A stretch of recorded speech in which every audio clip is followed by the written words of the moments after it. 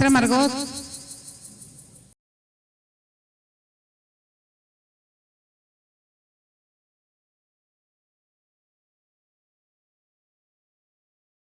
Arquitecto Silva o…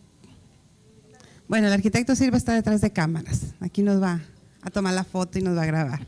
Sí, pues buenos días a todos, buenos días a las 4 unidades regionales, Unidad Regional Norte, Unidad Regional Centro Norte y Unidad Regional Sur, las cuales están enlazadas vía Zoom y también van a tomar esta capacitación. Esta capacitación es continuación de la primera que tuvimos el 16 de julio, donde todos ustedes estuvieron presentes. Pues la Universidad Autónoma de Sinaloa, a través de la Unidad de Bienestar Universitario, pues está implementando este bonito proyecto de jardines sustentables UAS, en el cual ya se dio una primera capacitación donde nos estamos formando, porque nos estamos formando para poder hacer cambios dentro de nuestra universidad. Pero le quiero ceder la palabra ahorita aquí al arquitecto para que nos dé algunas palabras y algún mensaje de qué es lo que vamos a hacer más adelante.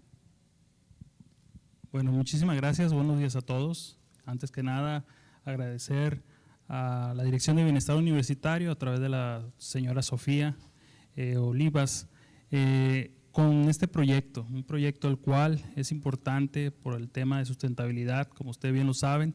Es una agenda a nivel mundial el tema del cambio climático, entonces es un tema en el cual la universidad ha estado trabajando en los últimos años y lógicamente que hoy lo estamos concretando con estos cursos aquí a los compañeros de la Dirección de Construcción y Mantenimiento, el área de jardinería, así como en las zonas con los compañeros jardineros.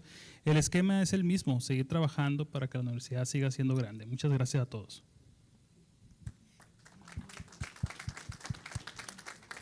Gracias, arquitecto. Y así es, la doctora Sofía Angulo Olivas está preocupada y ocupada por las cuestiones ambientales que se están dando en el estado, por las sequías que hay tan grandes, que ahorita estamos pidiendo a Dios que nos mande más lluvias, ¿no?, para que llenen esas presas y que podamos tener agua para el consumo. Pero pues también le quiero ceder la palabra a la maestra Margot, ya que por parte de la Facultad de Agronomía, que las facultades que existen desde las 4 unidades regionales se van a estar sumando a estas acciones, así como algunas facultades como de biología y algunas otras. Le voy a ceder la palabra a la maestra Margot, pues para que le dé su palabra. Muy buenos días a todos, gracias por estar aquí y pues a todas las unidades regionales, pues decirles que este es un proyecto pues que ya tenemos trabajando en cuanto a pues revisar cómo están los jardines, en cuanto a las plantas que se tienen y cómo asesorarlos por parte de un equipo de brigadistas, como los ven aquí, jóvenes que están de verde, son brigadistas del proyecto de jardines que pues dirige la doctora Sofía Angulo Olivas y pues ella está, como comenta la maestra Magda, ¿no?, preocupada y ocupada. Pues no es solamente la preocupación, sino manos a la obra, ¿no? Y pues el proyecto consiste en pues reproducir plantas nativas y asesorar, por ejemplo, en la Facultad de Agronomía tenemos doctores expertos en la problemática de las plantas, suelos y agua. Entonces aquí, por ejemplo, está el doctor José Ángel, experto en suelos, y pues nos va a dar una plática, su parte de sus conocimientos sobre el cuidado del suelo. Y pues trabajamos coordinadamente con la Facultad de Biología, Arquitectura, donde es maestro el biólogo José Carlos de Esa Mitre. Él es el que pues tiene vasta experiencia en el trabajo de jardines, cómo se maneja de manera sustentable los jardines. Entonces, es un equipo de profesionales y pues estudiantes también trabajando este lindo proyecto y pues lo que se les ofrezca como expertos en el manejo de las áreas verdes, estamos para servirles a todos ustedes y toda la comunidad universitaria para sacar adelante este proyecto. Muchas gracias. Muchas gracias, maestra Margot, y pues bienvenido, maestro Mitre, que el ponente, el segundo ponente que vamos a tener el día de hoy, y todo lo que se va a ver aquí, todo lo que vamos a aprender aquí, replicarlo no nada más en la universidad, sino en nuestras casas y extenderlo en nuestras familias, porque es para el bienestar de nuestro medio ambiente y por supuesto para el bienestar de nuestra universidad. Le voy a ceder la palabra a maestro Mitre para que… Sí, muy buenos días. Primero que nada agradecer al área de bienestar por darle empuje a este proyecto, a la doctora Sofía también, y en general a todos los jardineros, trabajadores del espacio común de las áreas verdes, no solamente de las unidades académicas, sino también de las unidades administrativas. Pues, créanme que esto es una labor muy, pues vamos a decirlo, muy titánica, porque pues es muy complejo a veces tratar de cambiar el paradigma de que las áreas verdes en todas nuestras unidades pues van a dejar de ser tan verdes, pero no es lo malo, es lo positivo. Vamos a hacerlas con más sombra, vamos a hacerlas de una manera que si llega a haber una sequía que dura más de 7 meses, 8 meses, 9 y se alarga y no llueve bien el otro año, que las plantas no se mueran. Vamos a tener jardines que van a sobrevivir a pesar de nosotros no estar ahí, o que venga otra situación que no podamos salir de casa, Dios no quiera, pero que los jardines se puedan mantener por sí mismos, ¿no? Ese es el objetivo y espero que hagamos equipo para que esto se logre de aquí en adelante. Muchas gracias. Gracias, maestro biólogo Mitre, y agradecer a las 4 unidades regionales, a la maestra Adriana Won desde Mochis, a la maestra Maricruz del Centro Norte, a la maestra Raquel de la Unidad Sur, que son los enlaces de bienestar universitario, los cuales todas aquellas dudas que surjan de cómo vamos a hacer este trabajo, pues nos comuniquemos con ellas y a través de la unidad de bienestar universitario de aquí del centro, pues vamos a hacer esa sinergia para trabajar juntos por el bienestar de la universidad. Les cedo la palabra a nuestro ponente y agradezco la asistencia y un aplauso para todos ustedes.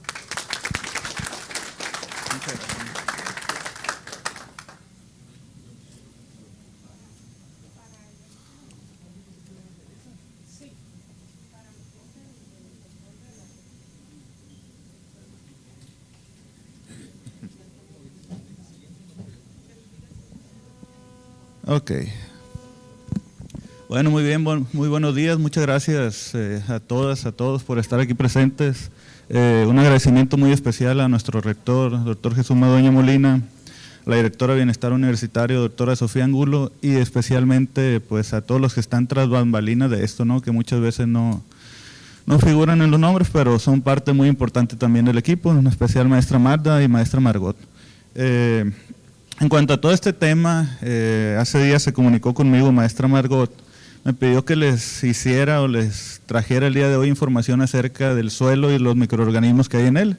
Precisamente estamos en el programa de jardines sustentables, como ya bien dijeron, y me imagino que ya les han hablado de qué es la sustentabilidad y demás, pero el tema es que lejos de pensar que no va a haber trabajo ya para nosotros, es todo lo contrario, ¿no? Hay un montón de trabajo y hay que hacerle frente. Entonces, ese es parte del mensaje que les traigo ahora. No quiere decir tampoco que va a haber jornadas extras, no, ni mucho menos, no, hay que adaptar nuestro horario laboral para poder sacar de manera eficiente esta parte. Me da gusto estar con ustedes, especialmente con el área que compartimos nosotros y que creo que es lo primero que apreciamos después de la arquitectura cuando llegamos a una escuela o facultad. Lo que te atrae tu vista sí o sí son los jardines. Y eso pues es gracias a los presentes que están aquí, ¿no? Desde más o menos, pero ellos son los que mantienen esos jardines. Dentro de ellos pues tengo algunos amigos, entre ellos Iván Zazueta, que se encuentra aquí, y me da un placer, ¿no?, estar aquí con ustedes. Entonces en ese tema pues vamos tratando de estar entre amigos, y cualquier duda, pregunta, comentario, con toda la confianza del mundo, levanten la mano, no me interrumpen, y tratamos de solucionarla. Bueno, siguiente por favor. De manera rápida, generalmente nosotros cuando hablamos de microorganismos o de microbiología creemos que es algo nuevo en el mundo, sin embargo no es así, ¿no? Los microorganismos, siguiente por favor. Bueno, me había traído, otra por favor, me había traído mi avanzador, pero ahorita vamos a estarle diciéndole siguientes. Ahí dice más o menos que los microorganismos resulta que tienen alrededor de 4.000 millones de años, es decir, los microorganismos llegaron al planeta Tierra primero que nosotros. Y lo interesante de esto es que pasaron desapercibidos mucho tiempo. De hecho, a la fecha, si les preguntamos acerca, la mayoría de ustedes si conocen o saben qué es un microorganismo, la mayoría de las veces no volteamos ni a verlo. ¿Cuándo es cuando volteamos a verlo? Cuando esos microorganismos nos ocasionan enfermedades. Sí, el ejemplo más reciente que tenemos fue pandemia, fue COVID. Un microorganismo que es un virus nos trajo de cabeza, nos encerró y demás un montón de tiempo. Ahora, en el caso de las plantas sucede exactamente lo mismo. Volteamos a ver los microorganismos típicamente cuando una planta se nos muere, se enferma y queremos aliviarla. Pero resulta que los microorganismos no son eso nada más, son nuestros aliados, nos ayudan a defenderlas y nos ayudan a alimentarlas, que es la fertilización. Entonces lo interesante de esto es que aunque los microorganismos aparecieron hace un mundo de años sobre la faz de la Tierra, primero que nosotros, su atención no ha sido muy tomada en cuenta. Y todavía desde que se empezaron a tomar en cuenta, pues la microbiología pasó como 200 años desapercibida, ¿no? Entonces eso es algo interesante para los microorganismos. Ahora bien, ahí nada más un ejemplo de que a veces aquí en Sinaloa no sabemos qué son las cosas y les ponemos nombres que no deben de llevar. La persona que aparece ahí en las pantallas, la de la derecha o la de la izquierda que pueden apreciar, resulta que fue un médico rural alemán, lo que conocemos hoy en día como un veterinario. Ese veterinario es de las personas más importantes en la microbiología. Él identificó, entre otras cosas, la bacteria que es causante del carbunco. El carbunco, su nombre viene porque si nos llegamos a enfermar de eso, nuestros pulmones han hecho carnes asadas y han puesto el carbón. ¿Cómo quedan sus manos cuando están acomodando el carbón? Pues esa bacteria hace lo mismo, pero dentro de nosotros. Y resulta que es Bacillus anthracis, él fue Robert Koch. Resulta que Bacillus anthracis, aquí en Sinaloa, a alguien se le ocurrió, alguien ha escuchado acerca del anthrax. ¿Y me pueden decir qué es? Un virus. Pues resulta que quien dijo o esparció ese rumor, el anthrax no es un virus. El anthrax es una bacteria y es la bacteria que este médico rural identificó en aquellos años en los animales que él tenía. Entonces, el nombre científico correcto del anthrax aquí aparece, Bacillus anthracis. Entonces, para que vean que a veces el no saber de las cosas hacen que algo se vaya pasando de generación en generación y luego todos afirmamos, el anthrax es un virus. Y sí, no, en mis tiempos yo estaba en la secundaria, no sé en dónde habrán estado las y los presentes. Bueno, de hecho algunas pues ni siquiera estaban todavía, ¿no? Ni en planes de los papás estaban. Pero bueno, a mí me daba miedo por la guerra biológica que hubo entre el Medio Oriente y Estados Unidos. Y en aquel tiempo era muy común el correo, llegaba a tu casa un sobre, lo abrías y resulta que si inhalabas lo que venía ahí, te contaminabas o te infectabas de anthrax y morías. Entonces, ese es otro ejemplo de la importancia de estudiar la microbiología. Mi respeto para cada quien y para todos los países, ¿no? Pero, por ejemplo, los talibanes decían, son irracionales, y pues resulta que no, tienen un montón de conocimientos y sobre todo en microorganismos. Imagínense ustedes poder meter la bacteria en las cartas, enviarlas al otro lado del mundo y que esa bacteria siguiera viva y llegar a infectar a alguien. Entonces, igual no es para traer su atención en el tema de la microbiología y que vean que sí puede ser muy aplicable, ¿no? Lo mismo, ahorita vamos a ver ejemplos no tan violentos, pero para lo que estamos aquí, ¿no? Que es la agronomía. Ahora bien, esta persona que fue Robert Koch también hizo los postulados que llevan su nombre, postulados de Koch. De manera muy rápida, ¿en qué consisten los postulados de Koch? Cuando una planta o un animal está enfermo y ustedes quieren saber cuál es el agente causal de esa enfermedad, lo que se tiene que hacer, como se puede observar en las imágenes, es aislar el microorganismo que está ahí, o en estas imágenes que tenemos acá. Se pone un medio de cultivo. Un medio de cultivo, se salió, bueno, por mientras que regresa, y una disculpa. Un medio de cultivo no es más que los nutrientes que requiere ese microorganismo para poderse reproducir fuera del huésped. Eso es un medio de cultivo. Y eso nos sirve a nosotros para conocer las características de ese medio de cultivo y poderlo identificar, de ese microorganismo, perdón. Ahora bien, esos microorganismos o esos postulados, una vez que se aísla un patógeno de una planta o de un animal y se logra purificar en el laboratorio, se le vuelve a poner a la planta o al animal y si presenta los mismos síntomas que teníamos anteriormente, los postulados de Koch se cumplen y se determina el agente causal. tenemos un organismo sano, lo infectamos con esto y si da los mismos síntomas que acá, los postulados de Koch se cumplen. Eso dentro de la microbiología son muy comunes. Ahora bien, ahí aparece lo que es la microbiología. Microbiología, ¿qué quiere decir? Micro, pequeño o invisible. Si les pregunto a ustedes si han visto un microorganismo, yo creo que nadie hemos visto un microorganismo a simple vista. Pero si les preguntara si las plantas que tienen en sus jardines de repente se secan inexplicablemente cuando ustedes las fertilizan, les dan agua, la respuesta es que aunque no lo vean, ahí puede estar un microorganismo. Y eso es lo que hay que aprender a ver. Entonces, micro, pequeño, bio, vida y logos, estudio, tratado de. Ahora, ¿qué microorganismos podemos encontrar en el suelo? Pues bueno, aquí aparecen algunos. Bacterias, hongos, virus, actinomicetos, algas, protozoos, nemátodos, etcétera, etcétera, etcétera. Entonces, si nos echamos un clavado ahí, vamos a ver que hay una gran diversidad de microorganismos que podemos encontrar en los suelos. Y eso nos ayuda o nos complica la vida. En este caso estamos buscando que nos ayude, ¿no?, para lograr estos jardines sustentables que ya el biólogo Mitre decía. Que de repente a mí me dio tristeza cuando, bueno, me dio alegría cuando salimos de pandemia, pero me dio tristeza, por ejemplo, cuando vi los jardines.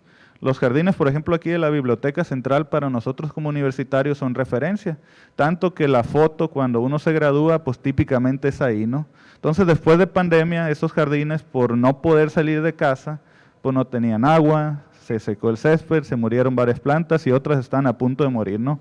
Entonces, la idea es que estos amiguitos invisibles nos ayuden a soportar todo ese tipo de condiciones adversas.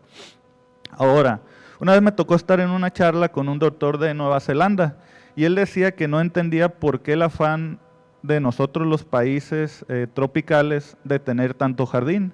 Y él tiene razón. Él decía, para mí me suena irracional que ustedes destinen todo ese volumen de agua a estarlo tirando al suelo. Y si nos ponemos a sacar cuentas, tiene razón. Ya quisiéramos en nuestra casa todo ese volumen de agua ahorita que se aplica al césped para mantenerlo vivo. Pero pues bueno, estéticamente se ve bonito, ¿no? Y él incluso decía, es un negocio. ¿Por qué es negocio? Decía, porque hay en los estadios de fútbol, de béisbol, etcétera, etcétera. Entonces es negocio, ¿no? Pero bueno, algunos datos interesantes de manera rápida de los microorganismos. Como les decía, son los primeros seres vivos del planeta Tierra. Otro dato interesante es que pueden vivir ahí donde la vida es posible. ¿Y dónde es la vida posible para ellos? Pues desde lugares congelados como los suelos de Alaska hasta lugares muy, muy calientes como el cráter en erupción de un volcán.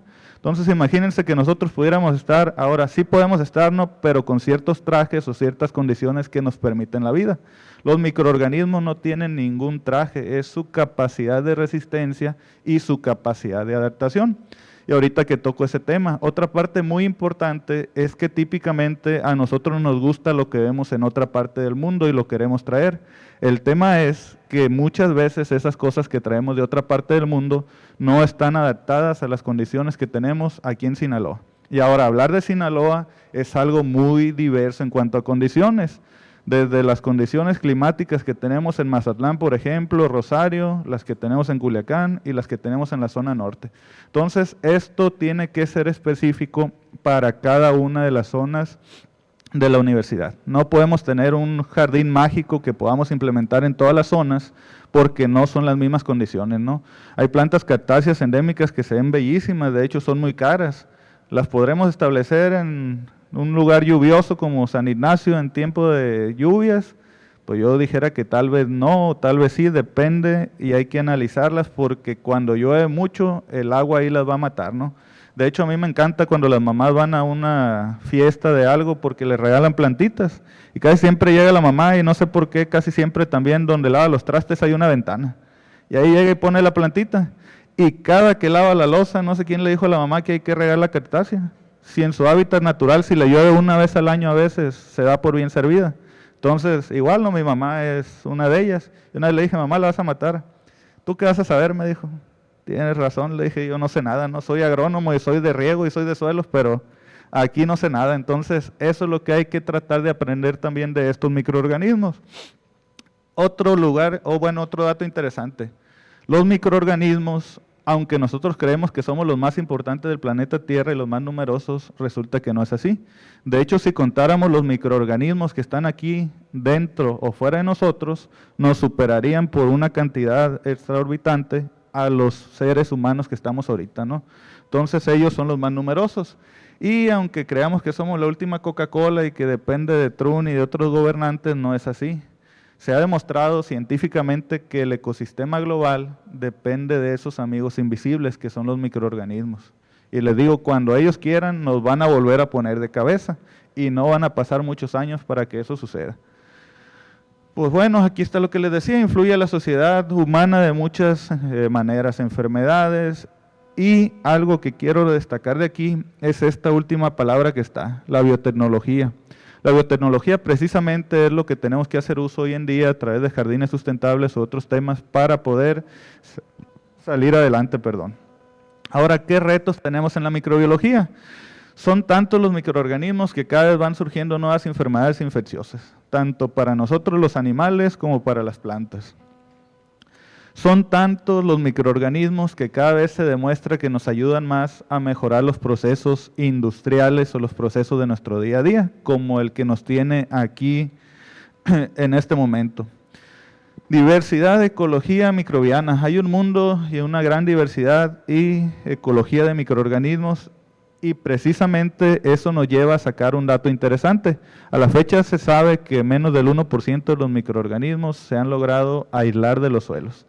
Imagínense ahorita cuántos suelos habrá en el mundo y qué características tendrán esos suelos de manera natural. Ahora, si a eso unamos que los seres humanos vamos a ser Dios y le damos un manejo específico a cada suelo, pues imagínense ustedes la combinación de suelos que tenemos y las características que ellos tienen. Ahora hay que analizarlos, hay que identificarlos y cada vez hay que ir conociendo más la microbiología evolutiva. ¿Por qué dice evolutiva? Ustedes ¿conocen algún ser humano que de manera natural cada año le salgan 2 cabezas, 3 pies y 4 piernas? No. Pues resulta que, por ejemplo, en el caso de los virus que me decía ahorita el compañero, al año se tiene el dato de que salen entre 1.8 y 4 virus nuevos cada año.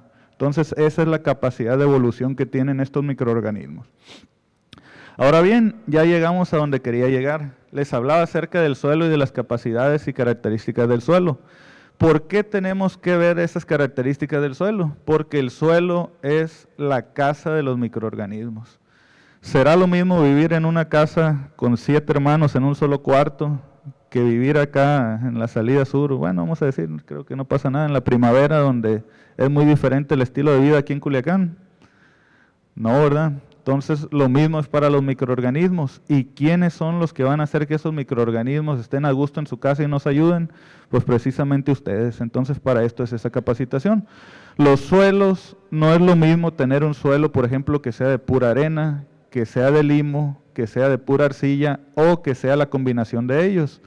La arcilla pues viene siendo el barrial, ¿no?, que nosotros le llamamos de manera coloquial, y el limo la tierra muerta. Entonces ustedes tienen más experiencia que yo en eso. No es la misma ni el riego, ni las plantas que se pueden establecer, ni el manejo que ustedes le pueden dar a un suelo completamente arenoso, a un suelo limoso o a un suelo barrialoso. ¿Cuál les gusta más para establecer sus plantas? ¿Arena, tierra muerta o barrial? Tierra muerta. Y si yo les preguntara por qué, ¿qué me dirían? Porque siempre tenemos esa creencia, ¿no? Hasta las mamás, y ponen un letrero ahí en la Soriana Zapata, se vende tierra muerta, y llegan a comprar los costales, quién sabe qué es, pero nomás porque dice tierra muerta, creemos que es bueno y los compramos. ¿Por qué la tierra muerta? Tiene más nutrientes, ¿seguros? Retiene la humedad, ok. ¿Por acá? Retiene la humedad. Y si yo les dijera...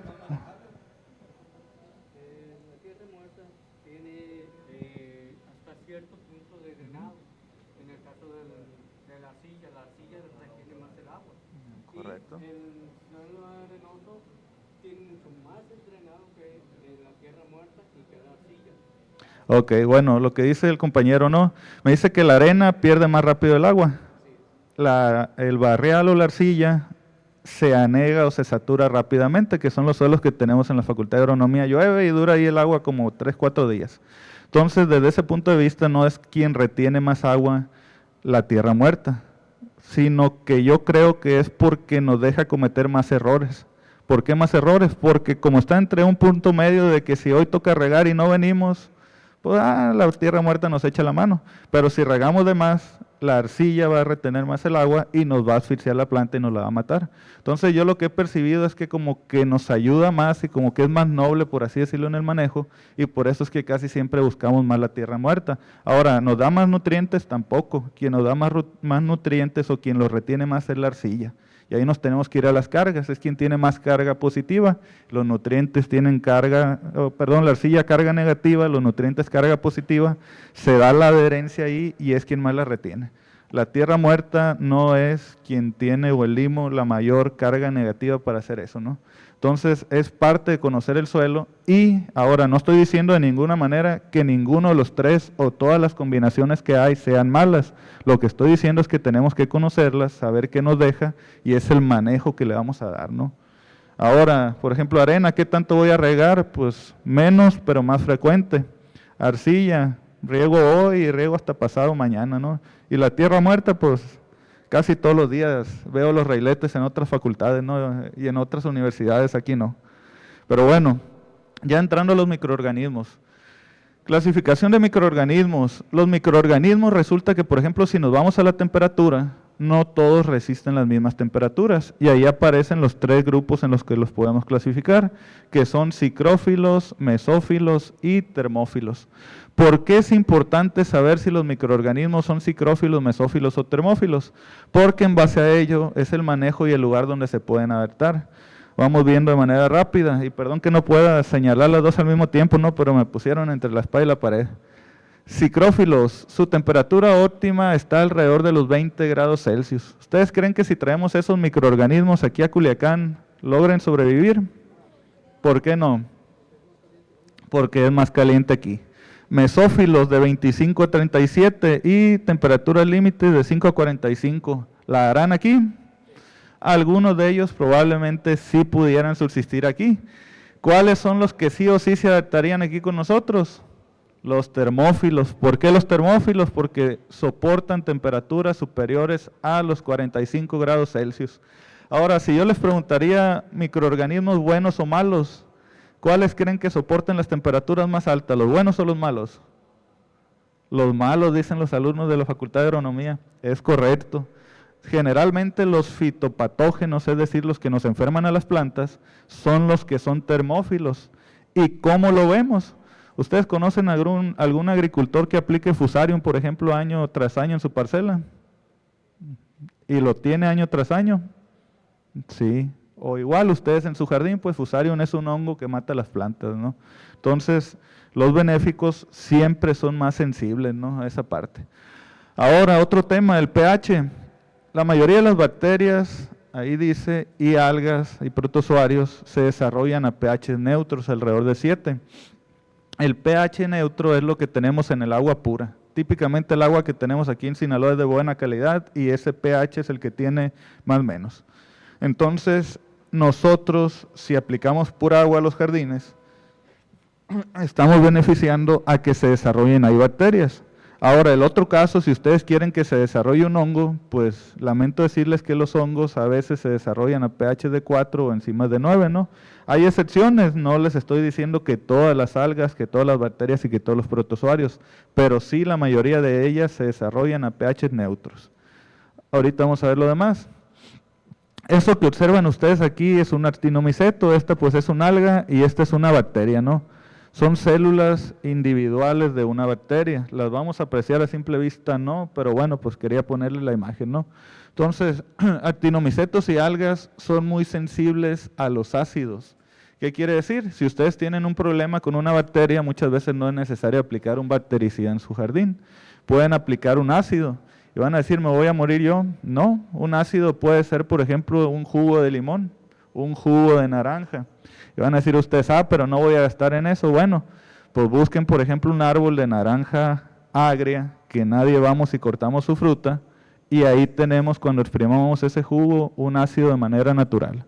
Entonces, ese tipo de cosas son los que voy a tratar de transmitirles ese día de hoy, ¿no? Cosas de manera natural que tenemos y que a veces pensamos, ¿de dónde voy a sacar un ácido? ¿O voy a sacar el ácido de la batería? No, ese sí ni lo tienten, ¿no? Porque ya sabemos que nos quema. Entonces, hay ácidos en la naturaleza que podemos utilizar en este tipo de herramientas. Ahora, hay excepciones, por ejemplo, Thiobacillus y Acetobacter, que son bacterias que fijan nitrógeno como Beijeringia, ellas no se reproducen a pH neutro, ellas se reproducen a pHs ácidos. Entonces es importante conocer porque tenemos que darle las condiciones para poder que se desarrollen. Ahora esa imagen no es de algún jardinero, ¿no? Es de otra universidad, no es de la Universidad Autónoma de Sinaloa, antes de que empiecen, ¿no? Y espero que no tengamos ese tipo de detalles cuando le quitamos las botas a nuestros pies, ¿no? Pero bueno, ¿por qué habrá hongos en los pies? Y eso quiero que lo relacionen con la agronomía, ¿no? O con el jardín que ustedes tienen, pues. Nuestros pies típicamente están encerrados, así como los tenemos ahorita. Entonces, ese es un beneficio para los hongos. El mejor bactericida, fungicida y nematicida incluso es el sol. Cuando llueve mucho aquí en Sinaloa, 3-4 días, y está la temporada, por ejemplo, de hortalizas, lo que desean los productores es que deje de llover y salga el sol. Entonces, los hongos son fotosensibles. Si nosotros los exponemos a la radiación ultravioleta, van a morir. Lo otro, el pH, no sé si alguien ha probado sus pies, que generalmente lo hacemos como somos niños, pero no sé si hay alguien que lo siga haciendo. Dicen que es ácido. Entonces, si tienen la duda, pues cada quien pruébelo, ¿no? Y ahora, si no se alcanzan, pues el del compañero, no pasa nada, pues se confía en otras cosas que no se prueban los pies, ¿no? Entonces, ojo, decíamos que las bacterias, algas y protozoarios, pH neutro como el del agua. Los hongos, pH ácidos. Por eso es que tenemos hongos en nuestros pies, en nuestras uñas, en nuestras axilas y en nuestra ingle o región genital, porque ahí hay pH ácidos, ¿no? En el suelo sucede lo mismo. Y eso que observan aquí es una bacteria en un medio de cultivo. Eso que aparece ahí es como una gelatina, pero resulta que esa gelatina tiene los elementos que los microorganismos necesitan para crecer. Entonces, por ahí hay unos hongos que generalmente le llamamos micorrizas. ¿Los han escuchado? No. Bueno, ahorita de manera rápida los vemos, ¿no? Por los tiempos, pero las micorrizas o los hongos micorrízicos nos ayudan a que las plantas absorban más fósforo, por ejemplo, de manera natural del suelo. Entonces, esa parte es muy interesante porque nos ayudan a nutrir a la planta.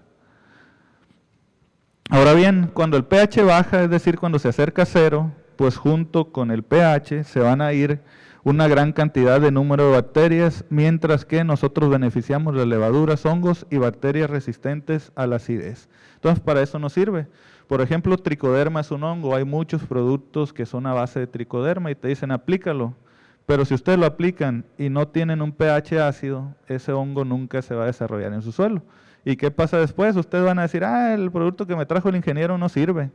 Bueno, vamos viendo, le dieron las condiciones para que eso pasara. O por ejemplo, hay bacterias como Bacillus. Ahora, dentro de un género podemos encontrar lo bueno y lo malo. Al inicio les hablaba del anthrax, que es Bacillus anthracis. Dentro de Bacillus hay cosas buenas como Bacillus subtilis. Bacillus subtilis sigue siendo un bacillus, pero es bueno, ¿no? De hecho, hay productos que nosotros cuando nos enfermamos nos dan que son a base de bacillus. Y lejos de matarnos, nos ayuda a beneficiarnos. Lo mismo sucede con la planta. Entonces, ¿qué tantas bacterias se pueden perder a pHs extremadamente ácidos? Pues hasta un 60% de la cantidad de bacterias que tenemos en nuestro suelo. Ahora bien, eso que está ahí no es malo para la raíz, eso es bueno para la raíz. Esas bolitas que ustedes alcanzan a apreciar aquí en las raíces no son patógenos de la raíz, en caso contrario son bacterias que están ahí, pero Rhizobium que nos ayuda a fijar nitrógeno atmosférico. Entonces, el aplicar ese tipo de microorganismos, aunque no los veamos, ellos de manera natural, si por ejemplo no llega el fertilizante hoy a base de nitrógeno, la urea o el que ustedes quieran, ellos nos van a estar ayudando a fijar nitrógeno del aire y a que la planta esté obteniendo ese nitrógeno cuando nosotros no lo apliquemos. O decía el biólogo Mitre, por ejemplo, si nos vamos otra vez a pandemia, Dios guarde, y dejamos las plantas solas, pues bueno, que ellos nos ayuden a estar nutriendo a nuestras plantas en nuestros jardines. Por eso es sustentable, pues, o sostenible, que ellos solos se sigan manteniendo sin la necesidad de que día a día estemos ahí encima de ellos. Ahora, no quiere decir que se van a ir a su jornada laboral todos los días a la casa, ¿no? De vez en cuando vamos a estar ahí, pero hay que lograr que esas condiciones estén presentes, pues. Tampoco quiere decir que los microorganismos le van a quitar el trabajo, ¿no? De ninguna manera, para que no se me asusten, ¿no? Sí, porque luego estoy viendo caras medio asustadas que dicen, me van a correr. No se trata de eso. Ahora bien, Microscópico, pues bueno, microscópico puede ser algo que no apreciamos a simple vista, pero hasta dentro de lo pequeño hay niveles, ¿no? Ahí aparece una línea del tiempo en cualquiera de las dos pantallas, que si alcanzan a apreciar en la extrema derecha lo que dice es 1 centímetro. 1 centímetro pues más o menos vendría siendo así, ¿no? De ahí para abajo aparecen las medidas en las que nosotros medimos los microorganismos. Lo puse para que se den una idea. Por ejemplo, después del centímetro aparecen milímetros. Pues creo que todavía todos lo ubicamos, pero ya después resulta que debajo de los milímetros aparecen lo que se conoce como micras o micrómetros. Abajo de las micras o micrómetros aparecen los nanómetros y abajo de los nanómetros aparecen los átomos. Entonces, pues ahí pueden ver una línea del tiempo que empieza con el átomo, los átomos forman moléculas, las moléculas forman proteínas y después de las proteínas aparecen los virus. Los virus son los microorganismos más pequeños que podemos encontrar, por eso es que aparecen aquí. Acá también están los virus, ¿no? Y ya de ahí empezamos con cosas más grandes como bacterias, levaduras, hongos, actinomicetos, hasta llegar a los nematodos que tenemos aquí. Y por la casa de los pitufos, siempre le digo a mis alumnos, no, yo sé que ellos ya no vieron los pitufos, pero los que están aquí sí. Las setas o las estructuras macroscópicas de los hongos, eso era la casa de los pitufos en aquel tiempo, ¿no? Entonces, en sus jardines, en este tiempo es muy común también que empiecen a crecer ese tipo de estructura de los hongos.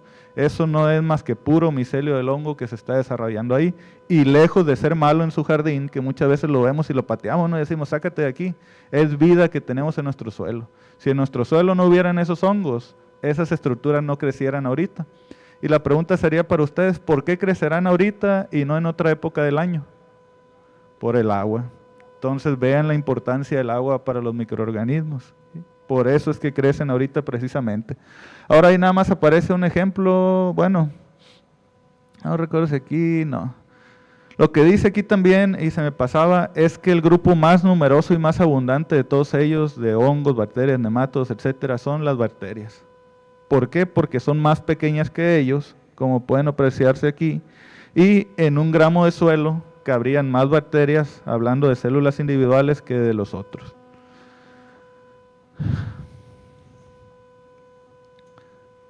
Ahí ya no quiere avanzar. Siguiente, por favor. Ok. Bueno, condiciones del suelo. Cuando nosotros saturamos un suelo de agua, resulta que es en ese suelo, que me decían ahorita del espacio poroso y me dio gusto de la porosidad del suelo, sacamos el aire de ese suelo y volvemos a un ambiente anaeróbico. Pues resulta que las únicas que soportan los ambientes anaeróbicos son las bacterias. Los hongos, nematodos y demás ocupan oxígeno en el suelo. Entonces, cuando nosotros saturamos un suelo así que quede cubierto durante varios días, estamos matando todos los microorganismos de ahí y estamos dejando nada más a las bacterias anaeróbicas. Esos datos, les digo, son muy importantes y típicamente los desconocemos porque luego dicen no sirve o no sirvió, se murió, pero ¿por qué? Y pues ahí aparece, ¿no? Aeróbicos o aerobios los que requieren oxígeno. Anaerobios solamente crecen en ausencia de oxígeno. Y después tenemos los anaerobios facultativos que se desarrollan tanto en presencia como ausencia de oxígeno. Les decía, los únicos anaeróbicos son las bacterias. Ahora, de manera rápida, nomás por si quieren tomarle foto, ¿no? Y algún día les toca. Forma de las bacterias. Se conocen a la fecha 3 grandes grupos. El primero que aparece aquí son los cocos, son formas esféricas o circulares. Son muy comunes en los hospitales, tal vez les haya tocado, Streptococcus es el ejemplo clásico de los cocos. Bacillus, pues ya les hablaba ahorita de Bacillus subtilis, son en forma de bastón o forma alargada, o siempre les digo como las cápsulas que nos tomamos. Y los más interesantes de las bacterias pues son los espirilos, que encontramos espiroquetas y estos vibriones que son como boomerang, pero ellos no son muy comunes en los suelos, los más comunes son los bacillus. Ahora bien, esta imagen se las puse porque hace rato les hablaba de cuando abríamos la carta en aquel tiempo y salían las estructuras. Resulta que los microorganismos tienen estructuras de resistencia y una de ellas son las endosporas. Estas endosporas se dan de cuenta que son las guerreras de las bacterias. Cuando logramos que una bacteria produzca eso en el suelo, resiste todas las condiciones adversas, como sequía, productos químicos, incluso hasta radiación ultravioleta. ¿Qué era lo que mandaban en aquel tiempo de la guerra biológica de los talibanes? Las endosporas. Porque si hubieran mandado las células bacterianas, habrían tenido que venir en agua. De hecho, el producto que nos da para nuestro estómago, si se fijan, no viene seco. Lo que nos tomamos es un líquido. ¿Por qué? Porque si no viniera ese líquido, las bacterias se van a morir. Entonces, eso es precisamente el por qué estudiar este tipo de detalles, ¿no? Pues bueno, ¿cómo le hago yo en el laboratorio cuando ustedes me mandan una muestra y quieren saber qué microorganismos hay? Pues ya les hablaba acerca de los medios de cultivo. Esto que observan aquí son cajas Petri donde se pone la gelatina que les comentaba y ahí es como podemos aislar los microorganismos. Ahora, un dato interesante nada más, un suelo fértil desde mi punto de vista y consultando literatura es aquel que contiene 10 a la 8 bacterias por centímetro cúbico. Entonces, centímetro cúbico es más o menos así.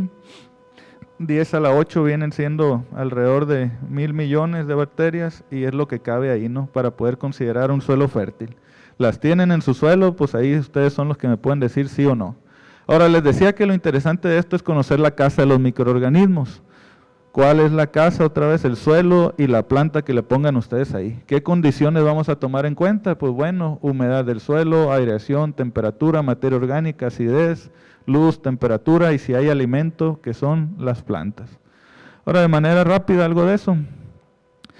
En este caso, hablando de las bacterias, ya me decían ustedes que ahorita las estructuras de los hongos salen por la humedad que hay ahí. En el caso de las bacterias necesitan más humedad todavía que los hongos. El 99.9% de una bacteria es agua. Entonces vean ustedes la dependencia y la necesidad que hay de las bacterias hacia el agua. Pues bueno, ¿por qué controla en dos formas la vida de las bacterias? Por eso, porque es el principal componente el agua, porque es su medio de dispersión y es su casa también. Ahora, yo no les puedo decir, porque no son lo mismo todos los suelos, lo que sí les puedo dar un dato, es que si ustedes miden la capacidad de retención de su suelo, debe estar entre un 50 y un 75% para que las bacterias se desarrollen ahí. Entonces el exceso también es malo. Si su suelo está saturado de agua, lejos de beneficiar a los microorganismos y a las raíces, las estamos matando o los estamos enfermando. Entonces ese dato también es muy importante tomarlo en cuenta, porque luego dicen, las bacterias necesitan mucha agua. Sí, pero tampoco es de que el suelo tenga que estar saturado o anegado. La temperatura en el caso de las bacterias, pues bueno, la mayoría de las bacterias, como bien me dijeron ustedes, son mesófilas. ¿Qué quiere decir? Que cuando está el calor fuerte que tenemos ahorita, yo no recomendaría aplicar las bacterias al suelo, porque le van a batallar para establecerse. ¿Cuándo recomendaría yo aplicarlas? Pues cuando las temperaturas bajan, que son los meses que vienen, ¿no? No les estoy diciendo que vaya a ser frío, pero sí descienden considerablemente. Sí, porque luego me van a reclamar, ¿usted dijo que iba a ser frío o no? Las temperaturas descienden un poco y ahí es el momento óptimo para aplicar este tipo de productos. La materia orgánica es sí o sí. Necesitamos tener materia orgánica en nuestros suelos porque es de lo que se alimentan estos microorganismos. Si no hay materia orgánica en el suelo, como el caso de un desierto, por eso es que ahí no hay microorganismos. Y parte de eso es lo que se plantea en el programa de manejo de jardines sustentables. Por ejemplo, alguien se asustaba, ¿no?, cuando dice el doctor Mitra, hay que dejar las hojas en el suelo, ya no voy a trabajar, se va a ver feo. No, hay que dejar las hojas en el suelo para que nos ayuden a mantener la humedad, a hacer alimento cuando se degraden y darle las condiciones. Ahora, no es necesario tampoco dejar todas las hojas ahí, no, se pueden hacer procesos de biofertilizantes y después las regresamos nosotros como un biofertilizante. Entonces, eso es parte de la chamba. Pero sí o sí tiene que haber materia orgánica. Y pues ya les decía, en el caso de las bacterias, el pH óptimo es cercano a la neutralidad, o sea, cercano a 7. O bueno, no sé, una disculpa, luego no me gusta omitir que todos sabemos, pero aquí está la escala del pH. El pH en pocas palabras es un valor, que el valor más bajo que puede tenerse es 0 y el valor más alto que puede tenerse es 14. Ahora, cuando decimos neutro es 7 y el ejemplo clásico es el agua destilada. Ya de ahí hacia pHs ácidos, aquí tenemos algunos ejemplos, como leche, orina, café, plátanos, vinos, vinagre. La Coca-Cola les gusta a los jardineros y a mí también, y el café también. Entonces vean ustedes, está dentro de las cosas más ácidas, por eso cuando nos da gastritis dice el médico, se va café, se va coca y se va esto. ¿Por qué? Porque les estás echando ácidos a tus estómagos. Y pues hacia acá aparecen las sales como los fertilizantes, amoníaco, la sosa cáustica, etcétera, etcétera, etcétera. Eso es el pH, ¿no? Y una disculpa si omitía que todos sabemos y no todos sabemos, ¿no? Entonces, bueno, ahora la profundidad de los microorganismos. ¿Voy a encontrar microorganismos hasta cientos de metros del suelo? No, la mayoría de ellos se concentran, como pueden observar aquí, en los primeros centímetros de la superficie. Aquí tenemos una profundidad de 3 a 8 centímetros, luego tenemos de 20 a 25, de 35 a 40, de 65 a 75 y de 1,35 m hasta 1,45 m. Vean dónde se concentra la mayor cantidad de microorganismos, en las primeras 2 capas de muestreo. Es decir, quitando la superficie, porque la superficie es muy variable en cuanto a suelo, en cuanto a productos, en cuanto a radiación solar. Si ustedes quitan 3 o 5 centímetros, de ahí para abajo van a empezar a encontrar microorganismos en su suelo, o deberían de encontrarlos. Ya más hacia abajo se va volviendo más complicado porque no hay alimento precisamente para los microorganismos, hay oxígeno, etcétera, etcétera, ¿no? Ya es muy variable las condiciones de vida. Y ya casi para terminar, los hongos, en esta imagen pues son las estructuras que les comentaba ahorita, ¿no? Que son las setas, son las estructuras macroscópicas de los hongos. Otra vez, ¿quitar las hojas de nuestro suelo es malo? No. ¿Por qué? Porque ahí dice que la mayoría de los hongos predominan en suelos en descomposición como los suelos boscosos o los suelos selváticos. ¿Por qué? Porque ahí de manera natural la hojarasca va permaneciendo y se va convirtiendo en el hábitat para los microorganismos. Ahora, obviamente hay que darle las condiciones. Como sé que no todos tenemos la posibilidad de tener un microscopio, aquí les puse una imagen de esto es lo que observamos en sus jardines o en sus suelos, pero si nosotros le hacemos cortes, así es como se ve las estructuras de los hongos por dentro. El micelio, hay distintos tipos de micelio que son 2, septado y cenocítico, y nos sirve a nosotros para clasificar y para manejar los hongos. Ahora bien, igual para aislar hongos en el caso de las bacterias, pues nosotros utilizamos esto que son los medios de cultivo, ¿sí? Que cuando quieran les comparto la receta y los hacemos y los aislamos, no pasa nada. Pero bien, luego decimos que no hay hongos en el suelo. ¿Quién me dice qué tanto puede llegar a pesar y a medir un hongo en un suelo? ¿Medio kilo? ¿Ok? ¿En qué volumen de suelo? En todo el DCU medio kilo de hongos. Ah, en 1 kilo de suelo. No, por eso, pero ¿en qué volumen agarró usted de suelo para decirme que ahí hay 1 kilo de hongo? ¿Sale así más o menos? Ok. ¿Alguien más? ¿Medio kilo acá? ¿Quién da más o quién da menos? Ese fue peso, pero todavía nadie me ha dicho cuánto puede llegar a medir un hongo en el suelo. Centímetros, metros, kilómetros, ¿qué se les ocurre? 30 centímetros, ¿ok? No se puede llegar a medir, no, sí se puede. Sí Ajá. Ok, 10 centímetros y medio kilo, 25, 30 centímetros y medio kilo, ¿ok? Depende. Sí, estamos de acuerdo, pero... O sea, en caso máximo, ¿qué tanto se les ocurre que pueda llegar a medir y a pesar un hongo en el suelo? Porque lo dicen los microorganismos, no los vemos, no existen, no pintan, no pesan. O no se pueden medir, como dijo. 30 centímetros. Bueno, ahí les va.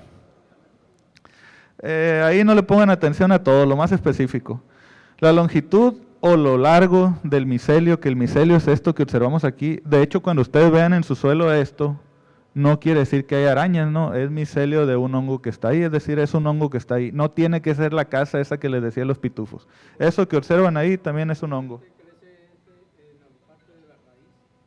Comúnmente, como dice nuestro compañero, encontramos eso en la parte de la raíz, que se llama rizósfera. Es la interacción que hay entre la raíz y la parte que rodea el suelo.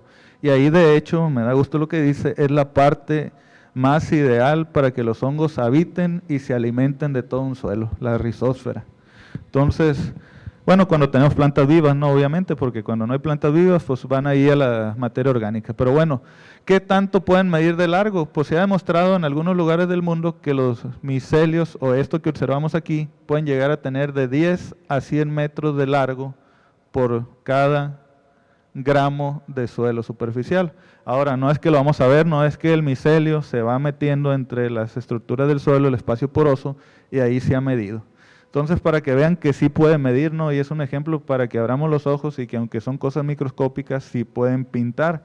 Ahora, eso sería lo mínimo. En ocasiones óptimas se ha demostrado que pueden llegar a medir desde 500 metros hasta 1 kilómetro. Entonces, para que se den idea de que, bueno, dijeran antes, ¿no?, de qué tanto es tantito. Ahora les preguntaba cuánto puede pesar. Pues bueno, aquí hay un ejemplo, un supuesto. Suponiendo que ese micelio tuviera un diámetro promedio de 5 micras, que eso es más pequeño. Una micra es una milésima de 1 milímetro, para que se den una idea. Dividan 1 milímetro en 1000 partes y eso es una micra. Entonces, suponiendo que ese micelio tenga 5 micras y que tengamos una gravedad de 1.2, y tomando el intervalo más bajo, que es de largo de 10 a 100 metros por cada gramo de suelo, eso nos daría como resultado que en 1 hectárea ese hongo puede llegar a pesar de 500 a 5000 kilos. Entonces, ¿pintará o no pintarán los microorganismos en el suelo? Y ese es el intervalo más bajo, multiplíquenlo por 1000 y les va a dar el resultado del intervalo más alto, ¿no? Entonces, para que nos demos idea de que las cosas sí existen, de que sí nos pueden ayudar, pero tenemos que darle las condiciones. Ahora, podemos seguir en la misma mentalidad de siempre, ¿no?, de que eso no sirve, eso no existe, y pues ahí es donde se complica la situación. Entonces, ¿dónde se estimula más en el proceso de descomposición? Pues cuando recién empieza precisamente el proceso. ¿Por qué se da esto? Porque es cuando la materia orgánica tiene más agua. Por eso es que ahí aparecen al inicio más hongos y bacterias. Luego van apareciendo otros microorganismos que soportan la falta de agua, ¿no? Lo mismo sucede cuando, Dios guarde, vayamos al hoyo, es lo mismo, ¿no? Los primeros que nos van son los insectos y después hongos y bacterias. Entonces no es nada del otro mundo. Y les decía, los hongos se reproducen a pHs ácidos, 2 a 3. ¿Qué tenemos a 2 a 3? Pues aquí aparecía la coca, si se fijan aquí aparece jugo de limón y algunos, incluso el jugo de naranja más o menos maneja ese rango de pH. Ahora, ¿la humedad nos mejora la cantidad de microorganismos en nuestro suelo? Sí, pero les decía, tiene un límite. Por ejemplo, aquí el promedio de humedad empieza en 9% más o menos y llega hasta el 27%. Y si se fijan ahí va aumentando la cantidad de hongos. Ya después de eso la humedad empieza a desplazar el oxígeno y en lugar de ser buena, pues es mala, como ya les comentaba. Ahí aparece la imagen de lo que les decía. El micelio de los hongos no es que vaya recto como la carretera de aquí a la Cruz de Lota, sino que se va metiendo entre los espacios porosos del suelo y por eso les decía que puede llegar a tener esas distancias.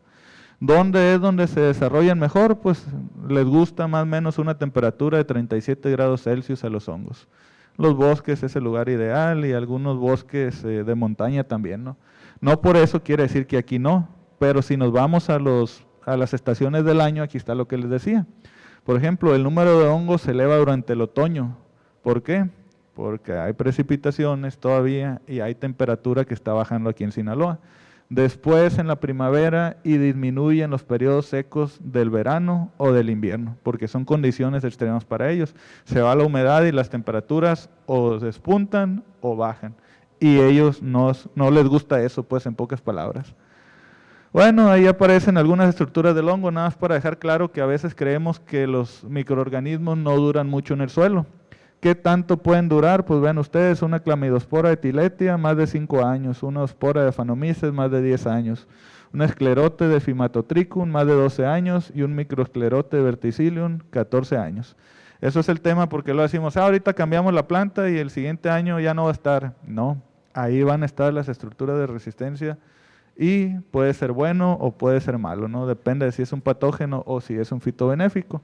Hay algunos, como lo vemos aquí, que comen nemátodos, hay algunos hongos que comen hongos, hay unos hongos que comen bacterias y viceversa. Entonces lo importante es saber qué comen y en qué nos pueden ayudar a controlar, es decir, ellos mismos controlan enfermedades, no nada más son malos para nosotros y no nada más fertilizan. Ahora lo interesante de esto, pues los microorganismos o los microbios, como dicen ahí, pueden subsistir o habitar varios desde la superficie hasta varios o cientos metros de la tierra para abajo. Lo interesante de esto es que la mayoría de los tipos de subsistencia no se conocen. Entonces ahí es donde tenemos la tarea de adaptarlos y traerlos a nosotros. Y pues resumiendo, los microorganismos en el suelo no nada más están ahí, están bonitos, sino que contribuyen a la formación de materia orgánica, la convierten en ácido carbónico, otros ácidos, en algunas ocasiones disuelven las rocas y nos ayudan a formar suelo, y la actividad microbiana se limita por los factores abióticos que ya comentábamos, humedad, radiación solar, etcétera, etcétera. Entonces controlan, esto es interesante, controlan la mayoría de los nutrientes para las plantas, que son las plantas que tenemos otra vez en nuestros jardines. Y pues la actividad microbiana es clave para la productividad de los suelos. Si ustedes me dicen que su suelo es productivo, yo les dijera que si hay microorganismos sí, si no, no. Y eso también es desde el punto de vista de la sustentabilidad. Si su suelo me dicen que es sustentable, tiene que haber microorganismos sí, o su jardín en este caso. Ahora nada más un ejemplo de microorganismos. Este es un hongo, este es un medio de cultivo.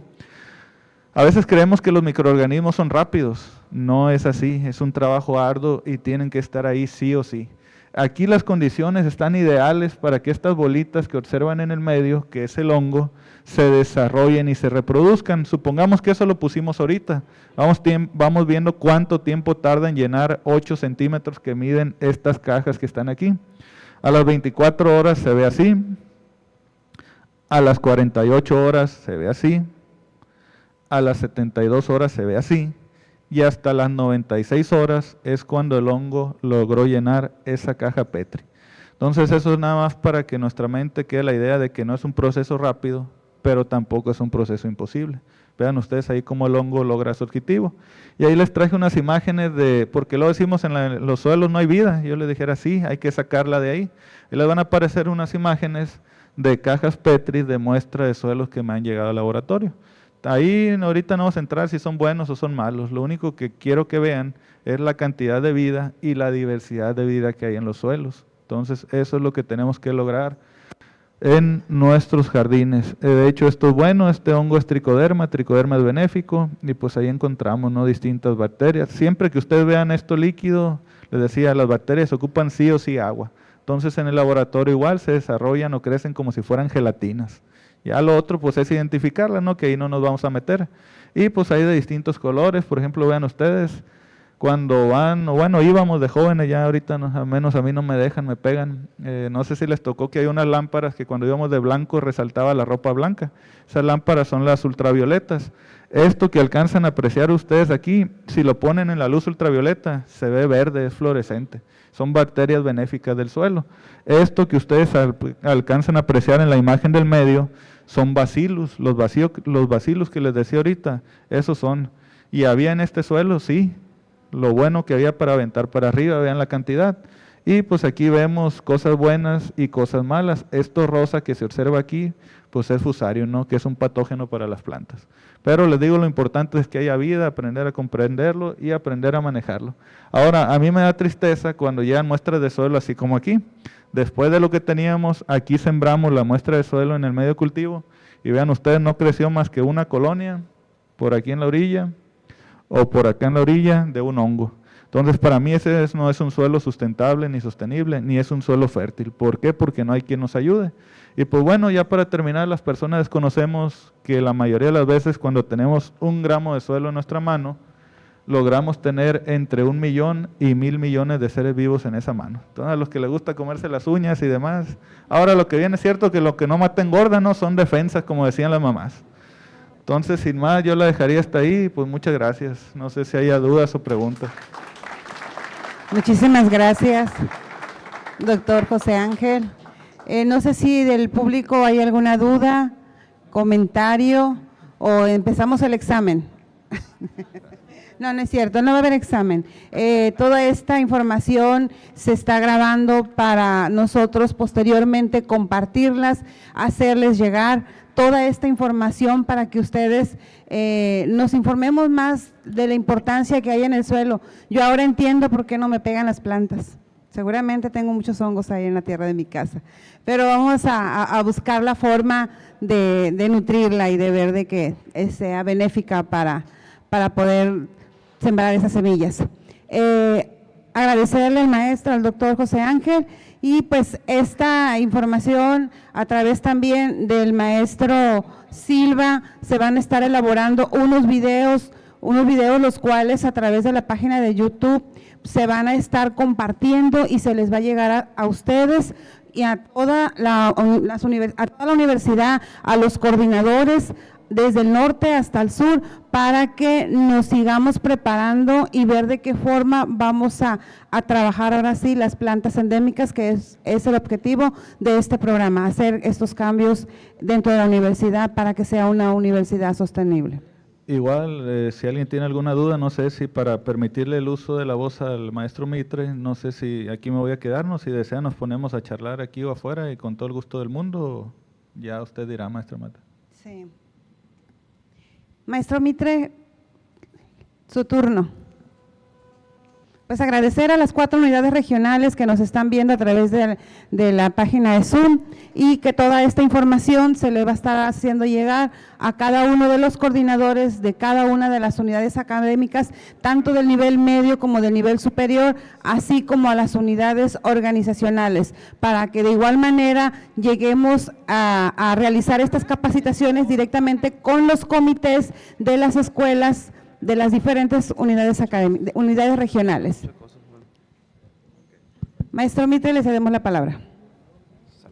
Muchas gracias. ¿Está apagado esto? ¿Está prendido? ¿Está prendido? A ver, está prendido. Muy buenos días. Ahorita, pues, ahí está. Bueno, no soy Juan Carlos, soy José Carlos. Pero bueno. Pues agradecer la participación del doctor. Más que nada es importante entender que los suelos en todo Culiacán son diferentes.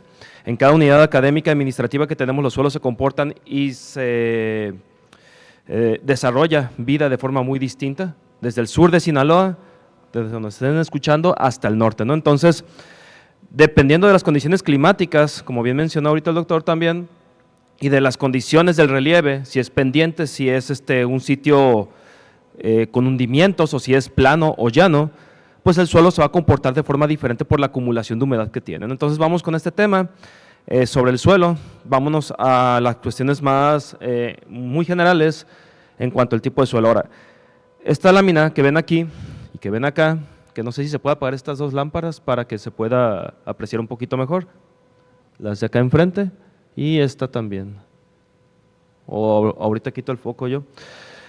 Bueno, ¿de dónde viene el suelo? Hay que entender primero qué es el suelo. El suelo es la parte más degradada o desgastada de las piedras, es decir, todas las piedras o rocas que tenemos en los cerros o en las partes altas de montaña, con el paso de miles de millones de años, se ha ido desgastando. ¿Por la acción de quiénes? De los hongos. Como bien dijo el maestro, los hongos son los seres vivos que tienen la capacidad de poder desgastar hasta la piedra, pero tardan para esto miles de años. Posteriormente llega el crecimiento de plantas por semillas que traen las aves o animales o insectos, y estas plantas también van degradando el suelo poco a poco hasta crear lo que conocemos como arcillas, limos, arenas, grava y demás. Entonces, las rocas son el origen de nuestros suelos, pero es increíble pensar que uno diría, ¿cuál es el mejor agente para poder permitir que el agua permee en el suelo? Y a veces pensamos que es un drenaje pluvial o que son tuberías, no. Son los hongos y las bacterias que con el paso del tiempo degradan los suelos y permiten el desarrollo de plantas para que el agua de lluvia pueda penetrar más abajo, ¿no?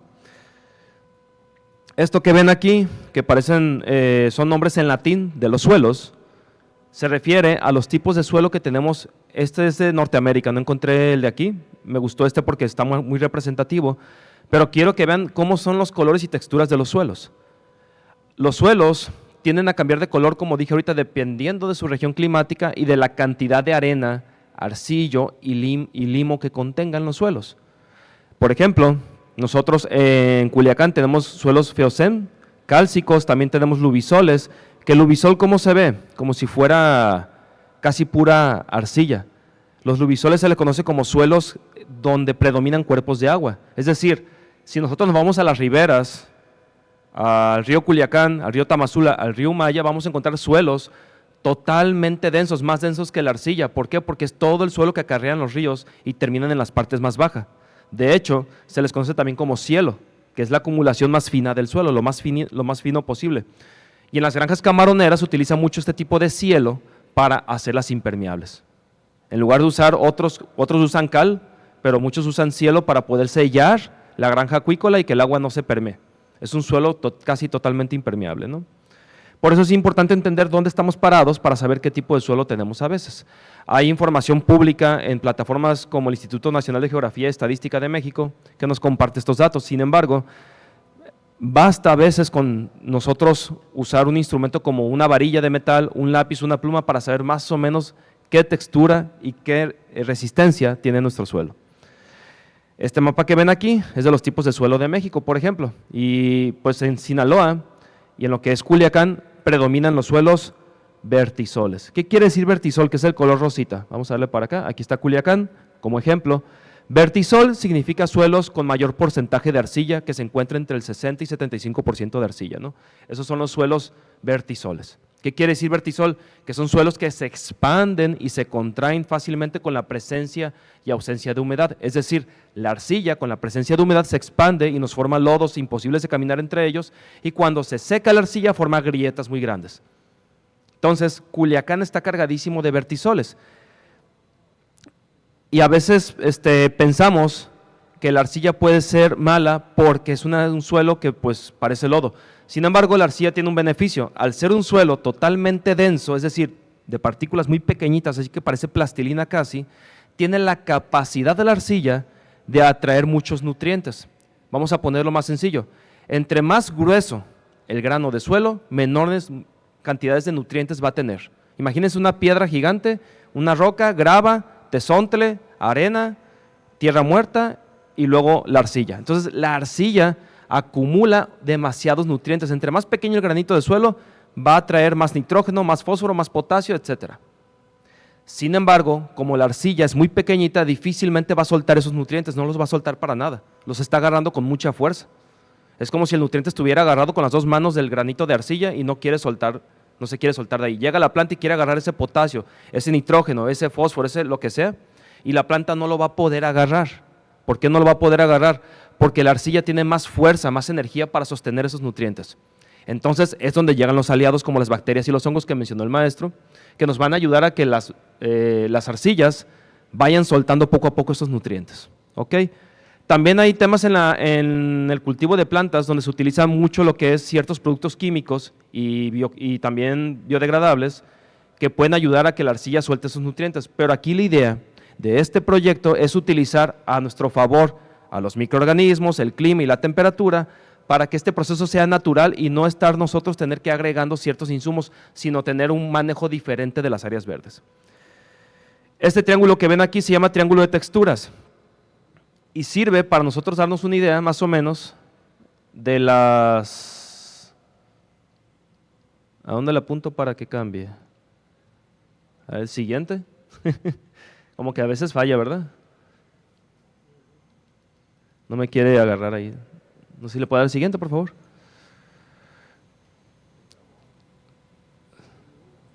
Se trabó, ahí está. Bueno, aquí lo que pueden ver se llama triángulo de texturas del suelo. Y es bien fácil se ve como que mucha ciencia y mucho acá, pero no. Esa práctica lo he hecho con niños de secundaria y lo hacen mejor que yo.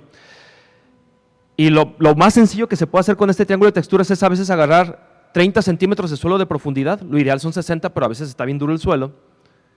Y eso se saca una muestra de suelo, un tubo de 30 centímetros. Y si tengo un predio de 40 por 40, saco una en el centro y otra en cada esquina.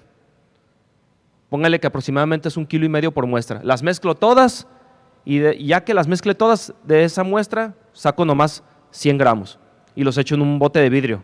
Y ese bote de vidrio está graduado en centímetros, es decir, tiene centímetros ahí que puedo yo medir la altura del agua, ¿no? Bato como si me estuviera haciendo un chocomil con un licuado o algo hasta que quede todo muy homogéneo y lo dejo ahí durante 2 días y se va a ir asentando poco a poco los granos de suelo en el fondo del frasco. Primero se van asentando los granos mucho más gruesos, es decir, la arena se va a asentar hasta el fondo, luego se va a asentar la tierra muerta que es el limo, luego se va a sentar la arcilla y va a quedar flotando la materia orgánica. Entonces, yo con mi regla mido la altura del suelo en el frasco y digo, de esos 20 centímetros de suelo, 10 centímetros son de arena y 10 centímetros son de arcilla. ¿Qué quiere decir? Que mi suelo es 50% arcilla, ahí está, 50% arcilla y 50% arena. Y si voy y los junto, estos dos puntos, sigo el 50, perdón mi temblorina, ¿no? Aquí, y lo junto con mi arcilla, me va a decir que mi suelo es predominantemente arcilloso. Cuando un suelo tiene 30 o 40% más de arcilla, se le considera, según este triángulo, que ya es un suelo predominante en arcilla. Porque la arcilla, al predominar en un suelo, nos complica ciertas situaciones en cuanto a la liberación de nutrientes para las plantas. Entonces, si ustedes van a su casa a un parque o aquí en CU, hacen experimento en juntar suelo, echar en un frasco, medirlo y ver la altura del limo, bueno, la altura de la arena, limo y arcilla, lo meten a este triángulo y les va a dar más o menos a qué suelo pertenece el área en la que están trabajando, si es franco arcilloso, si es franco. Entre más cercano esté su suelo a la parte inferior, más permeable va a ser. Y entre más permeable sea, más rápido se pueden secar las plantas porque no resguarda humedad del suelo. Entre más cercano se encuentra a la arcilla, más impermeable va a ser. Quiere decir que no va a permitir que el agua pase. Y muchos dirán, pues retiene mucha agua. No, es un suelo donde no puede pasar el agua, y si no pasa el agua, ¿qué otra cosa no va a pasar? El oxígeno. Y si no hay oxígeno en el suelo, las raíces se pueden asfixiar y las plantas se mueren y no hay vida en el suelo. Por eso los suelos arcillosos pueden llegar a ser peligrosos para nuestras áreas verdes, ¿no? Entonces, este triángulo es muy fácil de usar, aunque parezca mucha matemática. Es un triángulo sencillo de usar porque nos permite a veces, de la manera más coloquial posible, porque a veces no tenemos acceso a que un laboratorio, a que un experto nos ayude, yo puedo entender más o menos cómo está el suelo de un parque o de un área verde y saber por qué se me pueden estar muriendo las plantas. Si me sale el suelo de que, ¿sabes qué? Es franco limoso. Ese es muy bueno, el franco limoso, porque es un suelo que no permea tanto, pero sí retiene humedad. Pero si me va aquí a la arena, es súper permeable. O se me va acá, o se me está asfixiando la planta, o se me está secando por falta de retención de humedad. Entonces, estos análisis han ayudado hoy en Culiacán a muchas áreas verdes a que entiendan cómo funcionan sus suelos. Y pues aquí podrán ver que tenemos una tablita que se llama coeficiente de permeabilidad. Casi lo que estaba repitiendo ahorita, dice, entre más cercano bajemos aquí a suelos impermeables, vemos que dice que la permeabilidad del agua es lenta. Entre más nos acerquemos a la grava limpia, es más rápida la permeabilidad del agua. ¿Ok? Nomás para que quede claro que entre más grueso el grano del suelo, más rápido se va a ir el agua hacia abajo. Si agarro una cubeta de agua y la echo en la playa, pues se va a ir en 2 segundos. Si agarro una cubeta de agua y la echo aquí frente a la biblioteca central, pues se puede ir en 5 minutos, 6. La otra vez hicimos un experimento en la Facultad de Biología y se fue como en 10 minutos el agua. Y eso es malo. De hecho, si nos preguntamos por qué se inunda Culiacán, abajo de nuestros pies tenemos una gran esponja que no estamos aprovechando. No solamente Culiacán, Mazatlán, Cozalá, Los Mochis, Guasave, en todos lados se inunda, porque está lleno de pavimento o porque las áreas verdes que tenemos no estamos aprovechando la gran esponja que tenemos abajo, que es el suelo. Esta tablita que ven aquí es sobre el grosor de suelos, que nos explica un poco sobre cómo se categoriza entonces la arcilla, que es el barrial, la arena, la tierra muerta y otros tipos de suelo conforme a su grosor. Y nos dice que la grava puede llegar a medir entre 100 a 1 milímetro, que la arena puede medir entre 1 milímetro a 0.1 milímetros, y que el limo lo máximo que puede medir es entre 0.1 y 0.1 milímetros, y que la arcilla mide ¿cuánto? 0.001 milímetros a 0.000, se cortó ahí, 1 milímetro. Es decir, la arcilla, como es tan pequeña, no permite el paso de oxígeno, y si un nutriente queda atrapado ahí, no lo va a dejar salir, porque es muy chiquito el grano de arcilla. Por eso con la arcilla se hacen macetas, se hacen tazas, se hacen platos, se hace de todo, porque es muy fino su grano. Por ejemplo, ¿no? Entonces tenemos la grava, tenemos grava media, arena, que es la más chiquita, y después de la arena viene lo que es el limo fino, que no se puede apreciar, no lo podemos representar ahí. Es imposible representar el limo, es muy, muy pequeño el grano del limo. Entonces, ¿qué queremos lograr nosotros en las áreas verdes de la Universidad Autónoma de Sinaloa? Que sea permeable. Si llegamos a lograr que sea permeable, no van a pasar situaciones como en la Facultad de Arquitectura, que tenemos un área común que se ahoga siempre en lluvias el área de trabajo de los estudiantes ahí. O que en la Facultad de Agronomía ciertas áreas son inaccesibles. Ha habido proyectos de infraestructura verde, que quiere decir que con el uso de vegetación evitamos daños al espacio constructivo, ¿no? A la arquitectura, a los pasillos, a la tubería, al cableado eléctrico. Es increíble a veces pensar que con el puro uso de plantas podemos evitar daños millonarios. Entonces, para que quede un poco más claro, aquí se expresa muy bien cómo el uso de arena permite la permeabilidad de manera rápida, la arcilla no lo hace, por eso la línea delgada, y la grava permite mucho más rápido la permeabilidad. La arena sí permite el desarrollo de ciertas especies vegetales, pero anuales. ¿Qué quiere decir anuales? Que solamente florecen una vez al año y luego dejan semillas y se mueren. Es decir, los suelos arenosos dan vida en zonas donde no hay mucha humedad a plantas que solamente pueden vivir durante la temporada de lluvias porque es lo que resisten. Lo que tiene de humedad el suelo durante las lluvias, terminan las lluvias y se mueren. La arcilla ya permite el desarrollo de plantas durante más tiempo, pero no permite tanta permeabilidad. Ojo, no quiere decir que vamos a ir nosotros a todas las unidades académicas y administrativas en las áreas verdes a quitar toda la arcilla. La idea es cómo podemos mejorar esos suelos sin gastar casi, es decir, tratar de mejorarlos con lo que tenemos, porque sería muy costoso sacar metros cúbicos de arcilla y reemplazarlos con un suelo más permeable. Es demasiado costoso. Y pues la grava, que pues es súper permeable y no permite casi el crecimiento de vida. Entonces, ¿para qué ocupamos la permeabilidad? Para que entre aire y agua en las partes más bajas del suelo. De nada me sirve que el aire y el agua se queden en los primeros 30 centímetros. Porque si se quedan en los primeros 30 centímetros, quiere decir que mi suelo no es muy permeable. Y si cuando llueva en exceso, se va a saturar rápidamente. ¿Qué quiere decir que se sature? Que se va a llenar de agua y el exceso de agua va a salir hacia las banquetas, andadores o hasta la calle. Y en las granjas acuícolas, como les decía, lo que hacen es compactar el suelo con máquinas a veces y llenarlos de una capa de arcilla para hacerlas impermeables. Que es lo que, pues si yo quise hacer una granja acuícola, por ejemplo, en agronomía, pudiera escarbar y ya se hace mi granja acuícola, porque el suelo ahí no es nada permeable. Tenemos mucha arcilla en esa zona. Lo que ven aquí es buena condición de suelo, condición moderada y una condición pobre. Entre más gris sea el color de nuestro suelo, o un color casi opaco, quiere decir que no hay vida en ese suelo, quiere decir que mi suelo no es permeable y quiere decir que mi suelo solamente está sosteniendo la vida en sus primeros 10 a 20 centímetros de profundidad. Pero si mi suelo tiene un color oscuro, quiere decir que es un suelo sano, que facilita la permeabilidad del agua y del oxígeno y que tiene vida con microorganismos. Este gráfico que ven aquí habla sobre la profundidad efectiva entonces. ¿Qué es la profundidad efectiva? La capacidad que tiene un suelo para permitir el desarrollo de raíces a cierta profundidad. En Ciudad Universitaria, desde hace 15 años han caído árboles como eucaliptos, algunos árboles ya medianos también se han caído. ¿Pero por qué es esto? ¿El ablandamiento del suelo? No es por eso, es porque las raíces del árbol no pasaron del metro de profundidad y se extendieron de forma horizontal sobre el suelo. Y el peso del árbol, que un árbol puede pesar hasta 18 toneladas, pues no soporta eso y termina cayéndose. Por eso es importante entender que hay un término llamado profundidad efectiva que nos dice que entre más permitamos que la raíz baje en el suelo, mejor anclaje vamos a tener. Pero todo depende de cómo tengamos el suelo bien cuidado. Cuando un suelo es excesivamente drenado, la raíz se va a extender mucho más y va a buscar el agua en partes más bajas, porque por gravedad el agua se acumula en la parte más baja con el paso del tiempo.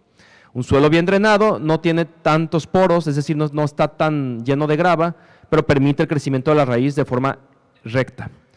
Y un suelo pobremente drenado no baja de los 40 centímetros de profundidad, como vemos aquí, y se queda en las capas que están compactadas, ¿no? O en las capas de roca. En caso de existir roca natural, se quedan las raíces ahí. Entonces supongamos que tenemos un guanacaste o una ceiba creciendo hasta aquí y ocupa extender sus raíces para otros sitios, no va a poder porque el suelo está compactado. Y pues es esto, la profundidad efectiva. Aquí pueden ver como que hay una escala, que es un cuchillito que se usó, ¿sí? Y dice que una profundidad efectiva buena, mínimo debe ser de 80 centímetros. ¿Qué quiere decir? Que si mi suelo, donde yo estoy trabajando en la jardinería, trato de encajar un lápiz y mi lápiz no pasa de los 4 centímetros sin hacer fuerza, me voy a un área verde, agarro una pluma, un lápiz y lo encajo, sin hacer fuerza, sin mi peso, simplemente lo encajo, y si no pasa de los 3 centímetros, quiere decir que mi suelo no tiene profundidad efectiva. Es decir, mínimo debe ser de 0.8 metros para considerarse buena la permeabilidad. Que ustedes pueden agarrar una varilla de 80 centímetros y encajarlas sin usar un mazo. ¿Ustedes creen que en Ciudad Universitaria exista algún área verde donde ustedes puedan clavar una varilla de 80 centímetros sin hacer esfuerzo? No, ¿verdad? Y tampoco en todo Culiacán. En todo Culiacán es imposible porque hemos perdido con el paso de más de 40 años de costumbres de aplicar quitamos la hojarasca, que quede como si fuera piso para trapear todo lo que son las áreas verdes, pues hemos condenado los suelos a que no tengan microorganismos. Y como les mostré en la primera diapositiva, los hongos y bacterias y demás son los únicos capaces de degradar el suelo y la materia orgánica. ¿Qué es la materia orgánica? Hojarasca, ramas, animales muertos.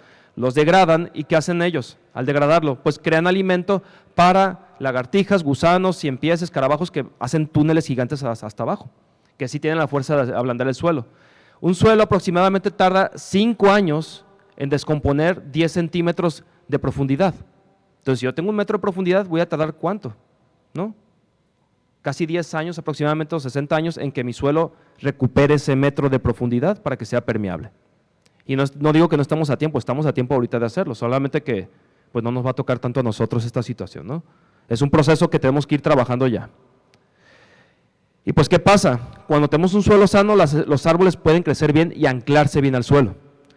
Cuando tenemos un suelo compactado, no bajan tanto y solamente se alimentan de la fotosíntesis, es decir, por los azúcares producidos por la luz del sol. Cuando vemos que un árbol sigue verde y todo, sí está bien. Que veamos que tenga un buen follaje no quiere decir que esté saludable. Hay que ver si se trata de un olivo negro, por ejemplo, de un venadillo, pero si lo vemos verde y bonito, pero no está creciendo bien, vemos que parece un bonsái, algo está pasando en el suelo. Es decir, que no está alcanzando su desarrollo natural. Y si una planta no alcanza su desarrollo natural, quiere decir que hay una situación en el suelo con la capacidad de permitir el paso del agua y del oxígeno. Esto que ven aquí son los horizontes de suelo. Un suelo bien conservado debe de verse así, debe tener un horizonte de materia orgánica, como podemos ver aquí, que es aproximadamente de 10 a 15 centímetros de altura, luego un horizonte de suelo normal, pero donde las raíces ya penetraron, y luego el horizonte C, que es donde podemos encontrar la roca, o la roca natural. Ahora, ¿cómo funciona esto a gran escala y por qué nos inundamos? Y creo que esto les va a servir a ustedes también fuera de su trabajo, para que lleven esto a platicarlo con su familia, amigos y demás. Supongamos que esto que ven aquí está Forum, aquí está Valle Alto, muchas colonias de Culiacán. Cuando existe un suelo permeable con vegetación y llueve, existe una zona de recarga natural.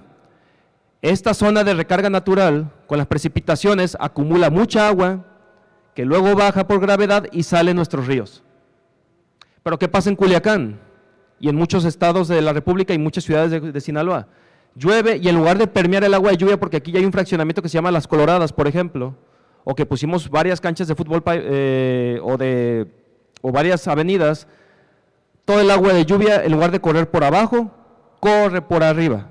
Y al ir por arriba el agua, va arrastrando suelos y contaminantes y va tapando el río, lo que ocasiona que nos inundemos. Vamos a poner el ejemplo aquí en Ciudad Universitaria. Como tenemos mucho pavimento y nuestras áreas verdes están compactadas, el exceso de lluvia que no permea corre por arriba inundando las zonas arquitectónicas, plazas, áreas de convivio, jardines, estacionamientos, calles y demás. Por eso es muy importante, si nuestras áreas verdes fueran totalmente permeables, pasaría esto. Baja el agua y el exceso de agua brota por ríos, arroyos o lagunas naturales. Ese es el proceso natural del ciclo del agua. No debería ser al revés, no debería de correr por arriba. Algo así, ¿no? Pero pues esta es casi lo mismo, simplemente aquí se ve cómo se va dividiendo la precipitación en zonas más profundas y en zonas menos profundas. Entonces, en Culiacán tenemos varias áreas verdes, naturales, que conservan esta dinámica que les mostré anteriormente, pero lamentablemente la ideología de crear áreas verdes parecidas a jardines europeos, italianos o demás, pues nos quita la oportunidad de poder crear áreas verdes sanas. Ese que les mostré primero es el río Culiacán y esto que les muestro ahorita es el río Tamazula y Humaya, donde se juntan en el asta de la bandera durante el huracán Manuel. ¿Por qué pasó esto? Por la imagen que les enseñé anteriormente. La escorrentía o el exceso de agua de lluvia terminó sobre el río, no brotó por abajo del río. Vino de todas partes de la ciudad a terminar en esa zona, inundando varias unidades habitacionales y negocios. Entonces, para entender nosotros cómo podemos mejorar y cómo podemos solucionar los problemas de inundaciones, a veces pensamos, ¿quién va a ser el héroe de Culiacán, en este caso, que es el ejemplo, que evite las inundaciones? Pues van a ser las bacterias, los hongos y la materia orgánica. Si hay ingenieros aquí, porque me han dicho ingenieros, no, ¿cómo crees? Hay que hacer más canales, hay que hacer más drenes, hay que hacer más… Sí, está bien, pero el exceso de drenes y canales lo único que hacen es sacar el agua a gran velocidad y que eso también es muy peligroso. Y de todas maneras se saturan y queda el agua ahogando estos elementos constructivos. Entonces, ¿qué es el suelo? Pues ya lo mencionó el compañero, pero aquí vamos a poner un gráfico muy general. Esta imagen es de 1962. Dice que el suelo debe de componerse mínimamente cuando llueve de 25% agua, 25% aire, 45% mineral. ¿Qué es el mineral? Arcilla, limo o arena o la combinación de estos. Y el resto, que es como el 5 al 10% solamente de materia orgánica, es decir, no estamos pidiendo que sea el 100% materia orgánica, debe ser solamente la capa superficial del suelo de materia orgánica. Esa capa superficial de materia orgánica lo que va a hacer es descomponerse y por gravedad va a ir bajando a capas más inferiores del suelo por la ayuda de hormigas, gusanos y demás elementos que van a ayudar a que el suelo sea más permeable. Entonces, ese 5% de materia orgánica, ¿de qué se compone? Pues se compone de raíces de los árboles, de bacterias y hongos, de insectos y demás. ¿Qué pasa actualmente en las unidades, en las áreas verdes que tenemos? Que el suelo, si no está protegido por la copa de los árboles o por la misma hojarasca, el sol lo que va a hacer es calentarlo hasta 60, 65, 70 grados y va a matar toda la vida que hay en el suelo. Y como estos organismos que necesitamos para que el agua permee y el oxígeno también permee, están en los primeros 15, 20 centímetros de suelo, si le pega el sol al suelo, los estamos matando, estamos esterilizando el suelo. Entonces, es una falsa creencia eso de que tenemos que limpiar los suelos, la verdad no. A veces sí se ve muy estético tener así pues todo despejado, todo el suelo así que venga el viento y nos levante el polvo. Sin embargo, a largo plazo nos ha traído ya problemas. En esta imagen se muestra que a veces las plantas con menos potencial de permeabilidad son las menos capaces de poder absorber nutrientes, ¿sí? A mayor compactación del suelo, menor absorción de nutrientes. A mayor permeabilidad del suelo, mayor pérdida de nutrientes. A un suelo con mayor cantidad de materia orgánica y mayor porosidad, pero que sí retenga humedad, porque una cosa es retener humedad como si fuera una taza y la otra es retener humedad, pero como si fuera una esponja. La esponja va soltando agua poco a poco, la taza la deja encharcada a la esponja, al agua, perdón. Entonces, si tenemos agua encharcada no nos va a servir. Tiene que haber permeabilidad en el suelo. Entonces, ¿cómo se comporta el agua en nuestros suelos? Este gráfico que ven aquí, acá, hubieran puesto una gigante aquí porque ando volteando para cada lado, dice capacidad de campo. La capacidad de campo es la capacidad de un suelo de retener agua. La arena está en cero, es decir, la arena no nos puede retener casi nada de agua. El contenido de agua en la arena después de una lluvia no alcanza ni el 8% de su capacidad. Es decir, si yo tengo 1 metro cúbico de arena, no va a retener más del 8% de su volumen en agua. Pero si nos vamos hasta la arcilla puede retener arriba del 32% de su peso en agua. Es de los que más retienen agua, ¿no? Pero no la sueltan, por eso son peligrosas. Y el franco limoso, que es de los mejores suelos porque es mitad arena, mitad arcilla, mitad arena y mitad limo, perdón, retiene hasta un 24% de agua, que es la famosa tierra muerta que nosotros utilizamos. Sin embargo, esta tierra muerta también tiende a agrietarse con la ausencia de humedad. Y al agrietarse puede empezar a dañar las raíces. Entonces, ¿qué está pasando? Imagínense 3 popotes, un popote grueso, uno mediano y uno bien chiquito. El agua va a empezar a subir o a estrecharse conforme más pequeño sea el tubito. Igual pasa en el suelo. La arcilla, al ser más estrecha, el agua no pasa. Luego tenemos el limo, que sí permite más o menos el paso del agua, y luego tenemos la grava o la arena que permite totalmente el paso del agua. Entre más fino sea el tubo o los espacios en el suelo, más difícil es el desarrollo de la vida. Pero no aplica para todas las áreas verdes esto. Si nos vamos a los manglares, o a los ríos, o a las zonas con cuerpos de agua, a las plantas de ahí sí les beneficia que haya estancamiento porque les gusta mucho la humedad. Pero estamos hablando de jardines y de espacios verdes, lejos de cuerpos de agua. Entonces, el alimento del suelo para las plantas es la hojarasca. También, si tenemos un árbol que le hicimos una poda, podemos triturar la madera y agregarla al suelo, claro que sí, pero principalmente es iniciar con la hojarasca. A mayor conservación del suelo, entonces, tenemos un mejor crecimiento y mejor permeabilidad para las raíces. Esto que ven aquí es un gráfico de la flora del desierto de Sonora, es decir, las plantas que hay en Sonora, para que vean cómo las plantas de Sonora, donde el suelo es totalmente arenoso, cómo crece su raíz, crece hacia abajo buscando el agua. Si yo quisiera poner otra especie allá, en Sonora, en la zona este de Sonora, pues no se me van a dar por las condiciones del suelo de allá. Entonces, ¿por qué en Culiacán estamos implementando este proyecto de jardines sustentables con especies nativas? Lo estamos implementando para utilizar plantas de la región que se adaptan al suelo que ya existen aquí y no traer cosas que van a batallar en adaptarse al suelo que están aquí. Pueden pasar dos cosas y traigo una planta que viene de fuera, que no se adapte y ocupe muchos cuidados, o que se adapte de más y forme una plaga, como lo que es el NIM, por ejemplo. Aquí les pongo dos ejemplos de la infraestructura humana versus infraestructura natural. Cómo los drenajes pluviales tienen cierta capacidad para permitir el desagüe, pero las raíces de un arbusto o una planta tienen la capacidad de hacerlo constantemente sin saturarse. Si aquí llega a caer mucha arcilla arriba por la escorrentía de lluvia, no se va a tapar, va a seguir permeando el agua de lluvia por las raíces de la planta. Pero aquí, si le cae lodo, deja de funcionar. Por eso la solución es el uso de vegetación. Estas fotos que ven aquí son suelos que pues apenas está luchando la planta para vivir. Y yo creo que muchos se van a familiarizar con estas imágenes porque sí, en varios jardines de nuestras unidades tenemos suelos o totalmente agrietados y compactados que parecen cemento, o que a veces tienen escombros o basura.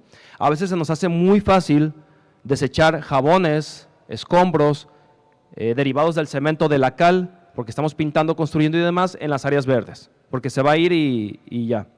Pero esto ocasiona varios aspectos. Primero, cambiamos las propiedades del suelo, tanto química como físicamente, y eso ocasiona que las plantas se estresen, y no lo ves ahorita, lo vas a ver en 5 años. Por eso muchos lo hacemos porque no lo vemos al día siguiente. Para que la cal o el cemento o la pintura afecte a una planta pueden pasar hasta 5 años. Es como un coágulo en la sangre, tarda en subir. Si tienes un coágulo en la pierna y no te atiendes y sube al cerebro, pasan hasta 6 años. Y ahí te dio una trombosis y ya, ¿no? Entonces, también pasa con las plantas. Si le echamos algún elemento en el suelo que les pueda afectar, puede tardar hasta 5 o 6 años en subir e ir secando ramas. Por eso a veces vemos un efecto en los árboles que se llama muerte ascendente, que vemos que ciertas ramas se secan de forma aleatoria. ¿Por qué? Porque algo se agregó al suelo que les está tapando los conductos que suben nutrientes. Tanto algo físico, químico, como alguna plaga puedes llegar a ser también, ¿no? Entonces, un suelo sano tiene que tener un color oscuro. Este es un suelo sano con 60 centímetros de profundidad, donde todo un área de 1 hectárea va a bajar el agua a 60 centímetros de profundidad. Eso es demasiado, es una esponja muy grande ya, y eso debemos de llegar nosotros a lograr. Si yo aquí clavo la varilla de 80 centímetros, le van a quedar 20 centímetros y no voy a ocupar ni un mazo ni nada. Así con la pura mano la puedo bajar. En cambio, cuando usamos especies nativas en suelos que no están totalmente sanos, también se adaptan. Esta imagen ya se las había enseñado, pero veo que hay caras nuevas. Tenemos aquí un quelite que resistió la lluvia en ciudades hermanas y Bravo, que no sé si los que no son de Culiacán, pero en esta zona se inunda mucho y llueve y se forma un arroyo muy fuerte. El quelite detuvo el suelo, la barda que está atrás se movió toda. ¿Qué quiere decir? Que una planta que tiene como 6 meses que había germinado, resistió la escorrentía y es una planta, no es leñosa, es una hierba. ¿Qué no haría entonces un jardín con puras especies nativas que sí forman leña o madera? Arbustivas, pues van a ayudar a conservar el suelo. El agua de lluvia donde está este quelite bajó toda esta profundidad, gracias a las raíces de la planta. Entonces, las especies nativas tienen la capacidad de existir en nuestros suelos sin la presencia de materia orgánica. Es increíble porque a veces todas las plantas ocupan materia orgánica, pero hay especies nativas que no lo ocupan en sus primeros años de vida. Ya cuando vayan creciendo y van soltando hojarasca, van generando esta capa que necesitamos nosotros tener. Esto se los pongo para que vean más o menos cómo son unas raíces sanas. Siempre que veamos nosotros el suelo con raíces superficiales, quiere decir que la planta o por su biología o por su naturaleza sale como la ceiba a buscar más espacio, pero si yo veo, por ejemplo, un eucalipto, un capiro, una mapa que hace eso, que saca sus raíces por arriba del suelo, quiere decir que la planta está buscando oxígeno y agua. Hay que entender que hay que resguardar entonces la primera capa de suelo porque es donde se desarrollan las raíces con pelos absorbentes. En los primeros 15 centímetros de profundidad donde hay bacterias y hongos, las raíces producen pelos absorbentes. Entonces, ¿qué pasa si alguien va caminando cerca de un árbol? Pues decimos que no pasa nada. Pero realmente estamos fracturando miles de raíces que son las únicas encargadas de absorber nutrientes. Las demás raíces son de anclaje. Las absorbentes son las que tenemos ahí con esos pelitos blancos y son muy delicadas. Si hubiera un suelo con colchón vegetal que proteja esas raíces, no pasa nada si caminamos por ahí. Pero esas raíces son muy sensibles a el sol, a esfuerzos mecánicos o a la barrida de hojarasca. Son muy sensibles y se rompen y la planta no le queda de otra más que alimentarse de la luz del sol. Esto que ven aquí es un diagrama del comportamiento de las raíces. Es para que entendamos más o menos cómo se desarrolla una planta en general, en este caso es un árbol, desde que germina, cómo va desarrollándose. A veces pensamos y nos han dicho que las raíces son un reflejo de la copa del árbol y eso es mentira. La raíz se va a mover en el suelo como si fuera un camino o un laberinto, va buscando su espacio. En este experimento se ve cómo la planta va creciendo, este es de una acacia, germina y tenemos una raíz pivotante o principal, pero con el paso del tiempo va generando raíces de anclaje laterales y con el paso de los años ya tenemos que perdió la planta por naturaleza, como si fuera un cordón umbilical, perdió su raíz pivotante o primaria. El 90% de las plantas en Sinaloa y en el noroeste de México pierden su raíz pivotante durante su desarrollo. Las únicas plantas que conservan su raíz pivotante o principal son el mezquite, el guayacán y el San Juan. Son tres plantas en todo el estado de Sinaloa nada más. El resto pasa esto.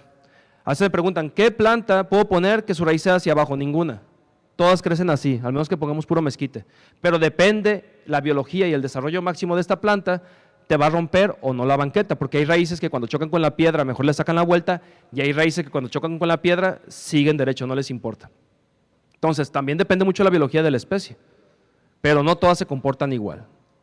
Siempre hay que cuidar qué planta ponemos y cómo la cuidamos. Entonces, si una planta al instalarla tiene esto, la parte que más nos importa a nosotros son los primeros 10 centímetros, donde están todos los pelos absorbentes de las raíces. Entonces, ¿cómo logramos un suelo sano? Es bien fácil y en la imagen se aprecia. Con acolchado vegetal tenemos un suelo que no se calienta por el sol y que la planta va a retener humedad y va a traer nutrientes. El acolchado vegetal tiene varios usos en el paisaje y no vamos a quitar todo el pasto de Ciudad Universitaria, vamos a quitar el pasto que necesiten los árboles para crecer. Casi siempre se ocupa, dependiendo de la especie, 2 metros a 1.5 de diámetro de hojarasca, para que la planta pueda crecer sana. Si le dejamos el pasto pegado al tronco de los árboles, lo que va a pasar es que van a competir entre ellos. El pasto es muy agresivo con la absorción de nutrientes, oxígeno y agua, dejando al árbol sin nada. Entonces, es muy importante manejar un buen acolchado vegetal. ¿Podemos combinar paisajes? Claro que sí se puede. Simplemente que pues es una ardua tarea el de estar marcando estos cajetes de pasto y agregar este acolchado vegetal. Podemos usar hojarasca, madera triturada o ramillas, ¿de dónde? Del mismo árbol siempre. Yo no voy a agarrar la hojarasca de un olivo negro y se la voy a ir a poner una mapa, porque el olivo negro, sus hojas tienen la capacidad de secar otras plantas, es un herbicida natural el olivo negro, y si no me creen, pues vamos a agarrar en 1 litro de agua, echamos 1 kilo de hojarasca, lo hervimos y lo colamos como si fuera un té, y échenlo en las plantas que quieran matar.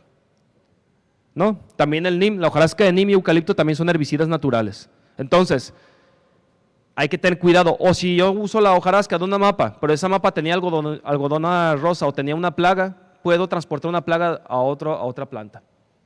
El secreto está en usar la misma materia orgánica de cada planta, nada más. Para hacer un programa de arranque sí se puede comprar materia orgánica ya triturada, como el acerrín de las carpinterías, siempre y cuando no venga totalmente de pino, tiene que ser mezcla, porque el pino también es muy potente y puede llegar a quemar a las plantas. Entonces, sí se puede llegar a implementar materia orgánica de emergencia o ir resguardando la que tenemos hoy en día.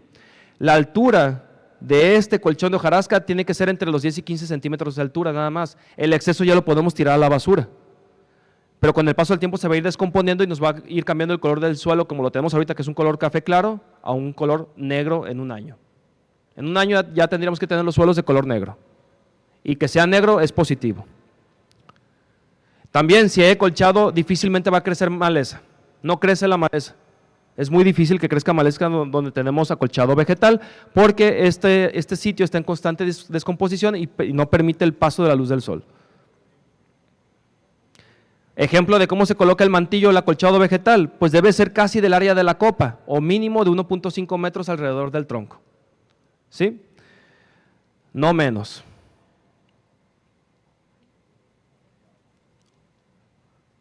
Ahora, ¿por qué a veces nosotros batallamos con la infraestructura?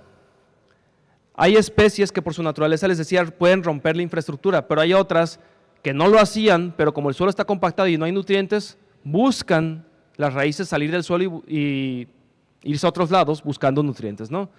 ¿Y qué hacemos cuando pasa eso? No sé si alcanzan a ver, pero agarramos un machete o motosierra y cortamos las raíces. Y es muy común que lo hagamos porque tenemos el miedo de que esas raíces vayan a un edificio, pero estamos cometiendo un error. Al cortar una raíz van a salir 2 el otro año, y no por ahí, por otro lado. O corté 6, ¿cuántos voy a tener? 12. O 11, o 10, o a veces 20. Es decir, corto una raíz, me salen más. Ahora este amigo cortó un montón y le van a salir un montón. Pero también el árbol pierde un valor importante, pierde su anclaje en el suelo, y al perder su anclaje es un riesgo para todos, ¿no? Entonces, la parte más importante de un árbol siempre van a ser las raíces que vemos por fuera, y es tratar de no dañarlas. ¿Pero por qué salieron? Porque están buscando nutrientes y algo está pasando en el suelo. Por ejemplo, aquí tenemos unas raíces de capiro, no sé si ven esto que está como curviado, así como pasando sobre una raíz. Lo que está pasando ahí es que es un síntoma de suelo compactado y la raíz salió a buscar nutriente. Cuando esta raíz engorde, va a asfixiar a la raíz que tiene abajo del mismo árbol, es decir, se está autoflagelando el árbol, se está autodañando. Y no es que lo quiera hacer, simplemente es un mecanismo de supervivencia. Y esa raíz se asfixia y el árbol en 10 años puede perder su anclaje y caerse. Y cuando digo 10 años se escucha poco, pero puede que ustedes ya no estén y cuando esté otra persona trabajando, le toque que caiga ese árbol y pueda dañar o afectar a una persona o perder su patrimonio. Y todo por suelo compactado. Entonces, ¿qué suelo debemos utilizar? Hay que usar el suelo que ya tenemos. No hay que usar otros suelos porque es muy costoso y es inviable, ¿no? Solamente hay que promover la biodiversidad del suelo para que sea más permeable en cuanto a oxígeno y agua. Por ejemplo, este señor que cultiva Pinus caribea, que es un pino ornamental en un vivero de Michoacán, nos pone un ejemplo. Esta es una planta en pura tierra de limo y quiero que vean la forma de la raíz. De los que están atrás tal vez no la alcancen a ver, pero es muy importante que vean la forma de la raíz, que está como desfigurada, va así.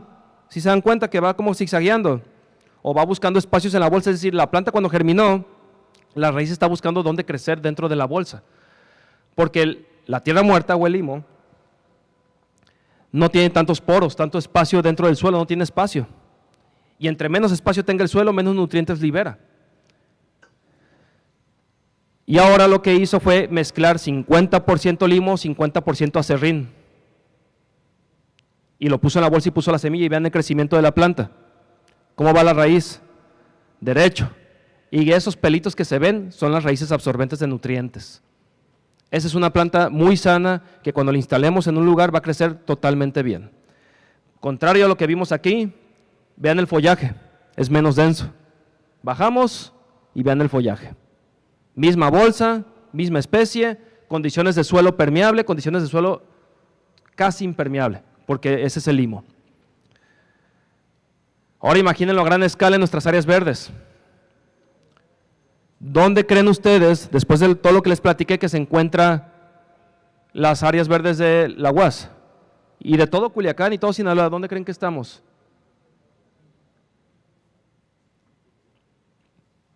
¿Acá o acá? Acá, ¿verdad? Casi todos los suelos que he sacado muestra yo aquí en Sinaloa salen como si fueran plastilina. El objetivo de este proyecto es que nuestros suelos sean así, como una esponja. y para lograrlo pueden pasar hasta 37 años. Pero por mientras, si usamos especies aptas, sus raíces nos van a ayudar a permear el agua de lluvia. Pero tenemos que empezar ahora porque si seguimos con las mismas costumbres, le va a tocar a nuestros hijos y así sucesivamente. Sin embargo, como les decía, tenemos especies que no son de aquí, el olivo negro, el eucalipto y el neem, que sus hojarascas pues son alelopáticas o herbicidas naturales que van a matar a las plantas. Si yo tengo un neem, déjale las hojas al neem. Si tengo un eucalipto, déjale sus hojas al eucalipto. Y así sucesivamente. No se nos ocurre utilizar esas hojas para otros árboles.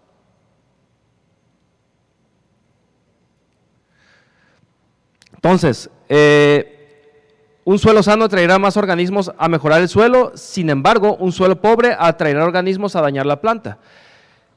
¿Hemos tenido problemas de termitas? Sí, hemos tenido problemas de termitas. ¿Hemos tenido problemas con hongos que se comen a los árboles? Sí, hay hongos hay un hongo que se llama Ganoderma, que hasta ya le sacaron pastillas, que se come el esqueleto o la parte muerta del árbol, dejándolo sin sostén y se desploma. Esta imagen que ven aquí nos dice entonces que un suelo debe estar equilibrado, debe haber hormigas, debe haber lombrices, debe haber hojarasca, debe haber madera muerta, debe haber hongos, debe haber de todo, porque entre ellos se comen. ¿Qué pasa si yo quito los hongos, como bien dijo el maestro anteriormente? Pues no va a haber captación de nitrógeno posiblemente, o no va a haber una simbiosis en el suelo que ayude a la planta a agarrar nutrientes de suelos que no la sueltan. Los hongos ayudan mucho a que los árboles puedan captar nutrientes que no pueden jalar. El hongo está muy fuerte. Los hongos, las micorrizas son muy fuertes y tienen la capacidad de quitarle los nutrientes a la arcilla para que se los dé a la planta. La planta sola no puede, ocupa bacterias u hongos que agarren esos nutrientes porque están más fuertes que la planta y se lo dan a la planta. Si yo pongo una planta en pura arcilla, por sí sola no va a sobrevivir. No sé si han visto estos hongos ustedes en las áreas verdes, no son comestibles. Ese es el del grupo de los Ganoderma. Y su trabajo es, si no encuentro materia orgánica en el suelo, cualquier herida que tenga el árbol, por ahí voy a meterme y voy a crecer por todo el árbol. ¿Y de qué se está alimentando el hongo? De la madera muerta que tiene el árbol adentro. Todos los árboles tienen madera muerta adentro, es natural, es su esqueleto. Pero donde tengo una herida y entra este hongo, ya. Yo cuando veo un Ganoderma, es decir, este hongo de repisa en un árbol, ya digo yo, tiene 5 años de vida o 6, ya se va a morir. Porque puede que esté quedándose hueco por dentro y es peligroso para los transeúntes. Y luego las termitas. Me ha tocado a mí analizar árboles desde Altata hasta Topolobampo, siempre me hablan en esas zonas, y lo que coincide en todos los proyectos a los que voy es que siempre hay termitas porque no hay materia orgánica. Si las termitas tuvieran madera triturada de hojarasca, eso se van a comer, pero si les quitas toda la comida, se van a ir contra el árbol. Y muchos dirán, hay que fumigar, pero ¿cuánto hay que fumigar si las colonias de termitas pueden extenderse por kilómetros? Yo puedo fumigar un pedazo donde había termitas y dura unos 2 años el fumigante ahí, pero van a volver a regresar. Lo más sostenible y para evitar enfermedades, porque usar mucho insecticida daña la salud pública, es tratar de dejar materia orgánica para que éstas coman. Es imposible exterminarlas, primero nos vamos a morir todos nosotros que las termitas. Es imposible, ¿no? Y todo esto para cumplir un ciclo de vida. Las bacterias, hongos y demás sirven de alimento para las plantas, que las cuales producen alimento para las lombrices, las cuales producen alimento para las aves, para los insectos y demás. Un jardín diverso nos va a traer entonces mucha biodiversidad en insectos, aves y demás. Hace una semana hubo un problema en Culiacán con garrapatas. ¿Por qué se debió ese problema de garrapatas en esas colonias?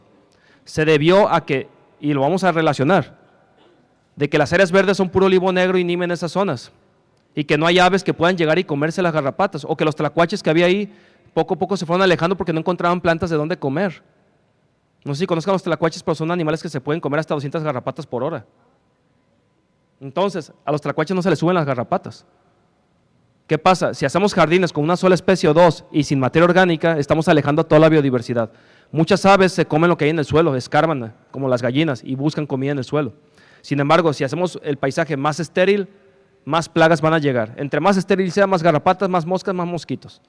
Entre más heterogéneo, más aves, más insectos que controlen a lo demás. Ya para finalizar, cabe destacar que un suelo permeable como esponja, no permeable como la arena, porque la arena no absorbe agua, deja pasar. Permeable es que la absorba como una esponja y la tenga disponible para las plantas el agua. Entre más permeable sea el suelo, más nutrientes vamos a tener en esa permeabilidad. Un pH neutro favorece a la mayor cantidad de especies nativas de Sinaloa, es decir, estamos entre el 6 y el 7. Entre el 6 y el 7 vamos a encontrar nutrientes desde el nitrógeno, fósforo, potasio, azufre, calcio, magnesio, hierro, manganeso, boro, cobre, zinc, etcétera, hasta molibdeno. Fuera de estos rangos de pH no encontramos a todos los nutrientes. Para lograr ese pH ocupamos un suelo tipo esponjoso. Si nos vamos a un suelo ácido, vamos a encontrar que son suelos muy húmedos, y si nos vamos a un suelo básico, son suelos casi desérticos, donde no hay humedad. Entonces, es muy importante que mantengamos nosotros un suelo esponjoso, porque si se encharca, va a aumentar mucho el pH, en caso de que haya materia orgánica, y si no se puede encharcar, vamos a encontrar áreas con plantas desérticas. Las plantas desérticas solamente se dan donde hay suelos sin materia orgánica casi. Entonces, revisemos nuestro suelo. ¿Qué debemos tomar en cuenta? Permeabilidad. Yo escarbo un poquito, echo una cubeta de agua y si no permea en 10 minutos quiere decir que algo está pasando ahí grave. Segundo, dureza. Con un lápiz, cualquier lápiz de 3 pesos, si lo encajas con tu mano y no baja ni 3 centímetros, ese suelo no sirve. Y materia orgánica. Mínimo debe ser de 10 a 15 centímetros la capa de materia orgánica, y sabemos que no existe. De mi parte sería todo, no sé si tengan dudas o comentarios.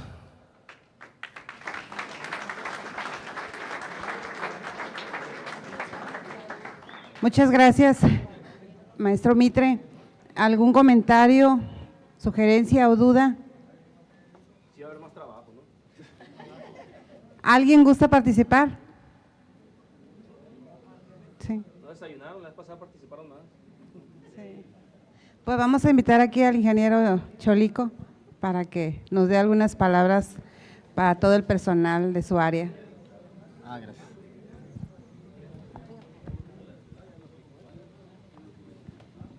Buen día a todos, muchas gracias aquí por la invitación a Bienestar Universitario, a nuestro rector, que siempre está apoyando con este tipo de actividades para fomentar el cuidado de nuestros jardines, ¿no? Y este es un claro ejemplo, ¿no? Que nos motiva a seguir apoyando para poder generar las mejores condiciones a futuro.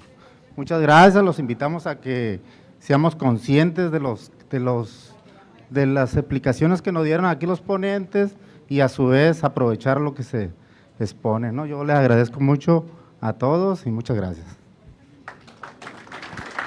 Muchísimas gracias, arquitecto. Comentarles que en la pantalla ustedes tienen las fechas que vamos a estar dando las capacitaciones. La próxima semana nos vamos a ver aquí a las 9 de la mañana. Para que ustedes tomen nota, el día 12, 26 de este mes y el día 24 del mes de octubre. Los vamos a dejar descansar los días 1, 7, es 3, 7 y 10, vamos a dejarlos descansar para hacer otras actividades y de igual forma vamos a hacerle llegar toda esta información que se está dando para seguirnos capacitando en casa.